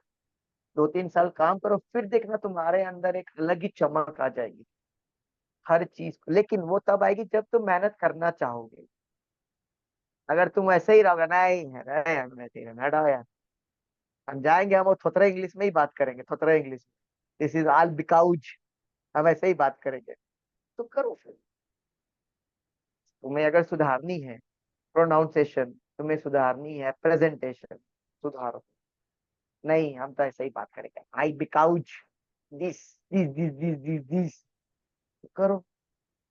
तो इसलिए मैं हर बच्चे को जिनका communication week है, मैं उनको हमेशा सजेस्ट करता हूँ कि try to get a job in Bangalore first. वो तुम्हारा job, not in Bangalore, Bangalore में क्या है कि हर कोई इंग्लिश में बात करता है, ऑटो वाला, पान वाला, ये वाला, इसलिए बैंगलोर बोला। South India is the best part two start your journey. Come salary हो या ज्यादा सैलरी हो, साउथ इंडिया में हर किसी से तुम्हें इंग्लिश में ही बात करनी पड़ेगी। तो इनिशियल स्टेज में तुम्हें बड़ा कॉलेज छोटा कॉलेज नहीं देखना चाहिए इनिशियल स्टेज में। और मुझे लगता है बिफोर 38 एज तुम्हारा होने से पहले तुम अपने आप को अपग्रेड कर सकते हो। 38 के बाद तुम एकदम पूरा पक जाओगे, सब कुछ होगा, नॉलेज होगा, रिसर्च होगा, टीचिंग होगा, एक्सपीरियंस होगा, सब कुछ होगा। तब तुम जो बड़ा कॉलेज चाहते हो तुम्हें जरूर मिलेगा। Have some patience, that's all I can say to you. Don't be in hurry. तुम बार बार रिज्यूम भेज रहे हो, बार बार रिजेक्ट हो रहा है, बार बार भेज रहे हो, बार बार, तो तुम अपना फोटो उसके दिमाग में डाल दियो, फिर कभी नहीं सेलेक्ट करेंगे। यस, क्यों कर रहे हो? तुम बड़े कॉलेज को सेलेक्ट करो, वन एट अ टाइम, ना कि ऑल 10 एट अ टाइम। कभी नहीं, करना नहीं चाहिए मेरे हिसाब से। अब बाकी ये इंडिविजुअल्स टू इंडिविजुअल्स का ओपिनियन एंड चॉइस है। बट मुझे लगता है कि पहले मैं एक एक्सपीरियंस दूंगा, सीखूंगा, तो दूसरे में मेरा जब कुछ हैदराबाद से कॉल आया था मुझे, तो बिट्स हैदराबाद का interview call, I am also very happy. Bit Hyderabad का कॉल मुझे आया, माय गॉड, मैं उस दिन क्लाउड 9 पे था। मतलब कुछ कुछ मोमेंट्स मेरे लाइफ पे ऐसे थे कि जिसमें मैंने अपने आप को ये आकलन नहीं किया था कि मैं वहां का इंटरव्यू भी दे हम्म, सकता हूँ। 6 फेज ऑफ इंटरव्यू होती है उनकी। यस, ठीक है, तो उस स्टेज पे जाना, वहां पे अपने आप को प्रेजेंट करना। हाँ, उस दिन मेरी इंटरव्यू खराब हो गई थी, क्योंकि मैं उस दिन जो प्रिपरेशन मेरा था, वो मैंने बोला ना, on the day of presentation always matter most whether you have a damn good knowledge और नॉट। उस समय इश्यू जन्मी थी, तो इस चक्कर में थोड़ा बहुत मेरा डिस नॉलेज हो गया था सब्जेक्ट्स के ऊपर, तो इसके चक्कर में मैंने इंटरव्यू खराब किया था। तो उसके बाद फिर मैंने कभी अप्लाई नहीं किया उधर। फिर मैं अपने आप को स्किलफुल करने पे लग गया कि मुझे समझ में आ गया वहाँ पे क्या मिस्टेक्स मैंने किया। अब नेक्स्ट टाइम मैं जब करूंगा, आई am damn sure I will get a call again. तो ये होता है। तो इसके ऊपर नहीं काम करके बच्चे रैंडमली भेजे जा रहे हैं एप्लीकेशन। पहले जर्नी स्टार्ट करो, फिर एप्लीकेशन भेजना शुरू करो स्किलफुल होने के बाद। बड़े कॉलेजेस में टायर 1, टायर 2, टायर 3, जब हम लोग पेड़ में चढ़ते हैं टायर 1, टायर 2, टायर 3 से ही चढ़ते हैं। ठीक है, तुम डायरेक्टली ऊपर नहीं जा सकते। धीरे धीरे छोड़ो ना, क्यों नहीं जा पाओ? जरूर जा पाओ। और 40 साल से पहले जरूर पहुंच जाओगे वहां पे जहां तुम्हें जाने का सपना था। ये मैं तुम्हें लिख के देता हूँ। लेकिन जो चीज मैंने बोला उसे ध्यान तभी। अब घुस के भी वही रहेंगे, हम मनीष है मनीष ही रहेंगे, हम रंजन है हम रंजन ही रहेंगे, हम नहीं बदलेंगे तो फिर कुछ नहीं हो सकता। बस यही सिंपल फंडा है। तो वेरी इंटरेस्टिंग एंड बहुत कुछ लिटरली मैं जान रहा हूँ आपसे बात करके। बातें अभी बहुत कुछ हो सकती है, बहुत सारे टॉपिक्स है, बट टाइम को ध्यान में रखना पड़ेगा। और तो जाते जाते मैं चाहूंगा कुछ ऑडियंस के लिए कुछ आप कुछ शेयर करना चाहेंगे एट लास्ट, कुछ और पॉइंट्स आपके दिमाग में हो, कुछ चीजें शेयर करना चाहेंगे। देखो मैं ऑडियंस के लिए एक चीज, एक कविता है आई थिंक, किसी मैथमेटिशियन ने ही लिखा था। उसके बच्चों के लिए भी मुझे वो याद नहीं आ रही। लेकिन मैं ऑडियंस को तुम्हारे एक ही बात बोलना चाहूंगा। Don't get don't take depression और get depressed because of watching someone else growth. किसी यस। और का ग्रोथ को देख के अपना डिप्रेशन मत बुलाओ, उससे तुम्हें कुछ नहीं हासिल होगा। तुम्हें सिर्फ और सिर्फ अपने ऊपर काम करना है। अपने ऊपर मतलब, the more hard you work for your self, the more you get a good job in your future. मुझे ऐसा लगता है जितना कठिन तुम अपने ऊपर मेहनत करोगे। अब देखो, मैंने लोगों के ऊपर क्रिटिसाइज करा, करने के लिए मैंने फोन लगाया अपने दो दोस्तों को, 2 घंटा बिचिंग किया उसके साथ, मैंने 2 घंटा वेस्ट कर दिया। वही 2 घंटा तुम अपने ऊपर बिचिंग करके अगर तुम मेहनत करते हैं, मेरे पास आना, मैं तुम्हें दिखाऊंगा, मैंने इतने नोट्स बना के रखे हुए हैं, सारे हैंड रिटन, और वो सारे लैमिनेटेड है। मैंने सारे टीचिंग टूल मेरे घर पे हैं, प्रिंटर 2 है, लैमिनेटर है, A4 शीट से रॉक्स है। तो मैं कहाँ पे मेहनत कर रहा हूँ? खुद पे। खुद के। मैंने क्यों लैमिनेट करके रखा? क्योंकि मुझे भी पता है कि 30-35 ईयर के बाद लिखने का मन खत्म हो जाएगा, तब वो कागज वाला पन्ना मेरे लिए वाहियात हो जाएगा। मैं जो भी नोट्स बनाता हूँ मैं उसको तुरंत अपने, मेरे घर में लैमिनेटर मैंने खरीद के रखा है, लैमिनेट पेज रखा है, मैं सारे लैमिनेट करके सारे नोट्स को लैमिनेट करके रख देता हूँ। हो गया काम करता। सिंपल सी चीजें हैं। तो मैंने हमेशा अपने ऊपर मेहनत किया है। पीपीटी में बनाया था कब, 3 साल पहले। मैं वही नहीं पढ़ा रहा हूँ। 3 साल में वो पीपीटी मेरी 20 से 30 बार रिवाइज हो चुकी है, नए एग्जाम्पल्स के साथ, कुछ कुछ कंटेंट के साथ। अभी नहीं हो रही है, लास्ट 1 साल से नहीं हो रही है। अब मेरे पास तो समय नहीं है, मतलब मैं नहीं कर पा रहा हूँ। लेकिन मेरे पास, मैंने कहीं ना कहीं वो लिख के रखा है, जब समय मिलेगा उसे अपडेट करूंगा। तो ये सब चीजें मेन है। अपडेट करते रहो खुद को। हर दिन हर एक एप्लीकेशन का एक और एप्लीकेशन खोजो, उसे एक्सप्लेन करने का तरीका खोजो। और तरीका should be connected with students, should be connected with current environment, should be connected with current example. Should not be X and Y and Z. हम लोग जो मैथमेटिशियन यूज करते हैं, X Y Z is not example based. X की जगह example पे तुम, like we can give example like Khan sir. ठीक है। हाँ, X Y Z is not example of mathematics, that I can tell to all my students. मैं हमेशा बोलता भी हूँ और सभी को मैं यही बोलूंगा कि अपने सब्जेक्ट्स को लेमैन लैंग्वेज में पहुंचाने की कोशिश हो, लेमैन लैंग्वेज में, एकदम सिंपल तरीके से। अगर वो पहुंच गया तो वो सीख गया। ठीक है, मैंने ऐसे बहुत से एग्जांपल्स बनाए हैं अपने खुद के। जैसे मेरे को एक बार को रिलेशन का बच्चा ने मुझसे पूछा, सर को रिलेशन के एग्जांपल आप बता सकते हैं क्या रियल लाइफ? तो मैंने उससे बोला, तुमने स्प्लिट विला देखा है? बोला हाँ सर देखा है। तो उसमें ओरेकल क्या करता है? बोलता है you are the perfect match. तुम्हें क्या लगता है वो कैसे बोल दिया you are the perfect match? क्या सोच के बोला you are the perfect match? तो सर दोनों का सर कुछ रिलेशनशिप मैच करता होगा, मतलब उसे भी ये पसंद होगा, उसे भी ये। तो अगर दोनों में सब मैच कर रहा है तो मतलब 1:1 को रिलेशन। और दुनिया में खाली एक ही कोरिलेशन वन पे वैलिड है, वो कौन है मालूम? मैं खुद से कोरिलेट खुद का अगर करूँ तभी वन होता है। Ranjan, no Ranjan better than any one else in the society. Correlation का डेफिनेशन एसपीएसएस में जाके देखना, एक्स और एक्स दोनों के बीच में वन आता है। तो वही है, मैं खुद को जानता हूँ सबसे ज्यादा। उसके बाद मेरी जो गर्लफ्रेंड है, मैंने हर बच्चे को बोला है कि देखो अगर कभी एग्जाम्पल के तौर पे मेरी मिसेस के साथ मेरा क्यों नहीं झगड़ा होता, अगर मैं सोचूं, वो तब पॉसिबल है जब मेरा को रिलेशन 0.8 और 0.9 के पास है। 1/1। अगर अगर मैं बोलूं ऑपोजिट अट्रैक्ट द मोस्ट, वो ठीक है लव लाइफ के लिए। लव लाइफ में ठीक है, मतलब हाँ यार वो लड़की को शाहरुख पसंद, मुझे सलमान पसंद, उसे ये पसंद वो पसंद, हम दोनों प्यार में हैं, 4 साल चल गया, शादी के बाद नहीं चले। को रिलेशन -1 है। हर दिन घर में झगड़ा होगा, हर दिन लड़ाइयाँ होंगी, और केसेस डिवोर्स तक पहुंचेंगी। तो वो खाली किताबों में अच्छी है कि opposite attract the most, opposite nature attract the most. मैं शांत हूं तो मुझे क्या बक बक करने वाली बीवी चाहिए। ये रिलेशन को रिलेशन बोलता है ये -1 है। इस पे तो कभी भी इन्वेस्ट मत करना। ठीक है। तो अब बच्चों से मैंने मैं कभी ये भी बोला, देखो if you want to go for a marriage, Bharat matrimony देखते हो, यू वेंट टू वो, मैं जैसे मेरी बहन की शादी का किस्सा बता, मेरी बहन की शादी में लड़के आए, 10 क्वेश्चन पूछे, उस पे 8 पे टिक मारे, 2 क्वेश्चन अनटिक था। 10 पे 8 पे टिक मारना मतलब 0.8% कोरिलेशन, शादी हो गई।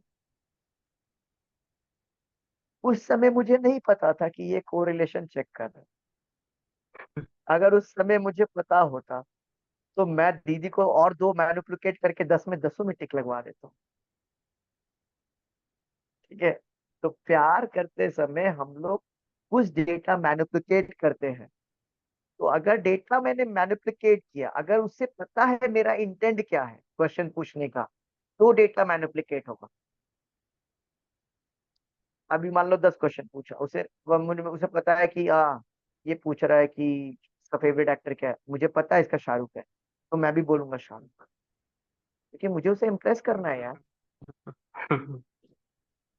तो when we try to impress that girl, we do manipulation of research and try to make our correlation near to 1, so that that girl become impressed too. But future in में will marriage, not. yes, yes. So in marriage, every currently in all arranged marriages, people are doing the same. जो भी data manipulate करके correlation 1 बना रहे हैं, उन सभी का ही डिवोर्स फाइल हो रहा है। ये मेरा observation based on my statistics analysis. तो इस तरीके के एग्जांपल्स देके जब तुम बच्चों को समझाओगे, they will definitely understand the topic, they will find interest into it, they will think beyond that topic then. ठीक है। अब स्प्लिट विला का मैंने जब उन्हें एग्जांपल बता के बोला कि तुम भी स्प्लिट विला में सेलेक्ट हो सकते हो, मैं तो बोलूंगा हम दोनों भी हो सकते हैं। अगर वही एक फॉर्म हम दोनों साथ बैठ के भरे तो, हम दोनों ने साथ बैठ के भरा, उसने शाहरुख पूछा, मैंने भी शाहरुख लिखा, तूने भी शाहरुख लिखा। जब स्प्लिट विला स्टार्ट होता है बाद में पता चलता है कि that girl is the x of that boy. कैसे हो जा रहा है ये? एक्स ऑफ दैट बॉय मतलब डेटा मैनिपुलेशन है।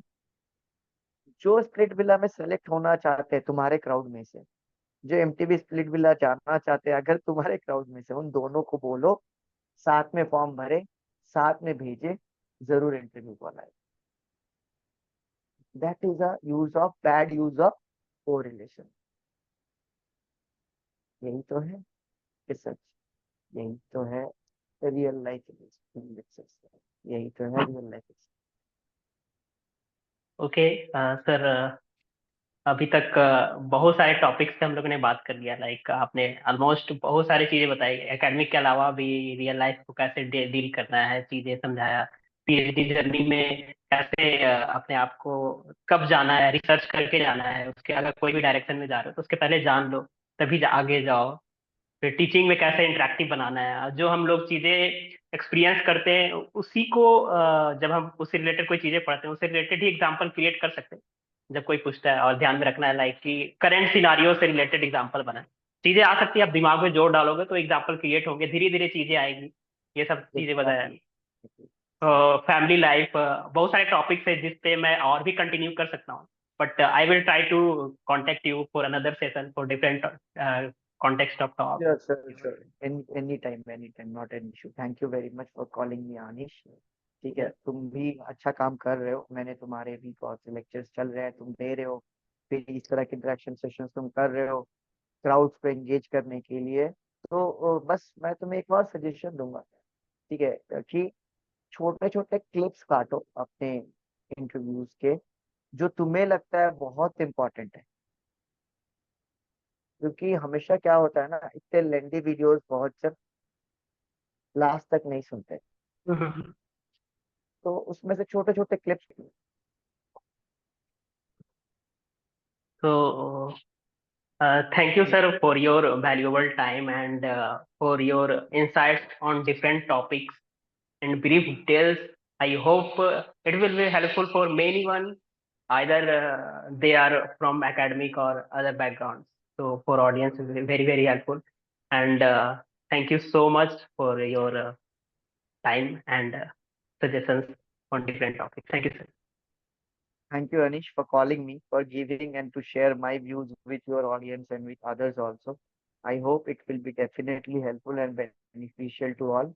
But I also suggest one thing: life is all about of taking pressure and handling the pressure. So don't just avoid that pressure. So take it, handle it, and present it well. Then you will definitely success in your life. So nothing is impossible for any mathematicians. Okay, we create the laws everywhere. Without we, nobody can survive. So if we ask this question, how we survive, then it is itself a biggest question in that student's or that person's mind, how they ask this question. So very simple things. याद रखो दिमाग में, mathematicians को ये सवाल तो पूछना जायज नहीं है कि how we survive. We are everywhere. So data science also started with mathematics. Okay, computer science started with mathematics. Civil engineering started with mathematics. AI started with mathematics.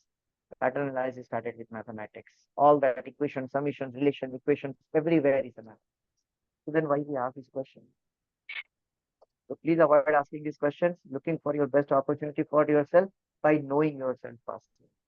Thank you very much, guys. Thank you, Anish, for calling Thank me you, and sir. Thank coming. you, sir. Bye bye. Okay, bye bye. Can I drop a call? Yes, yes.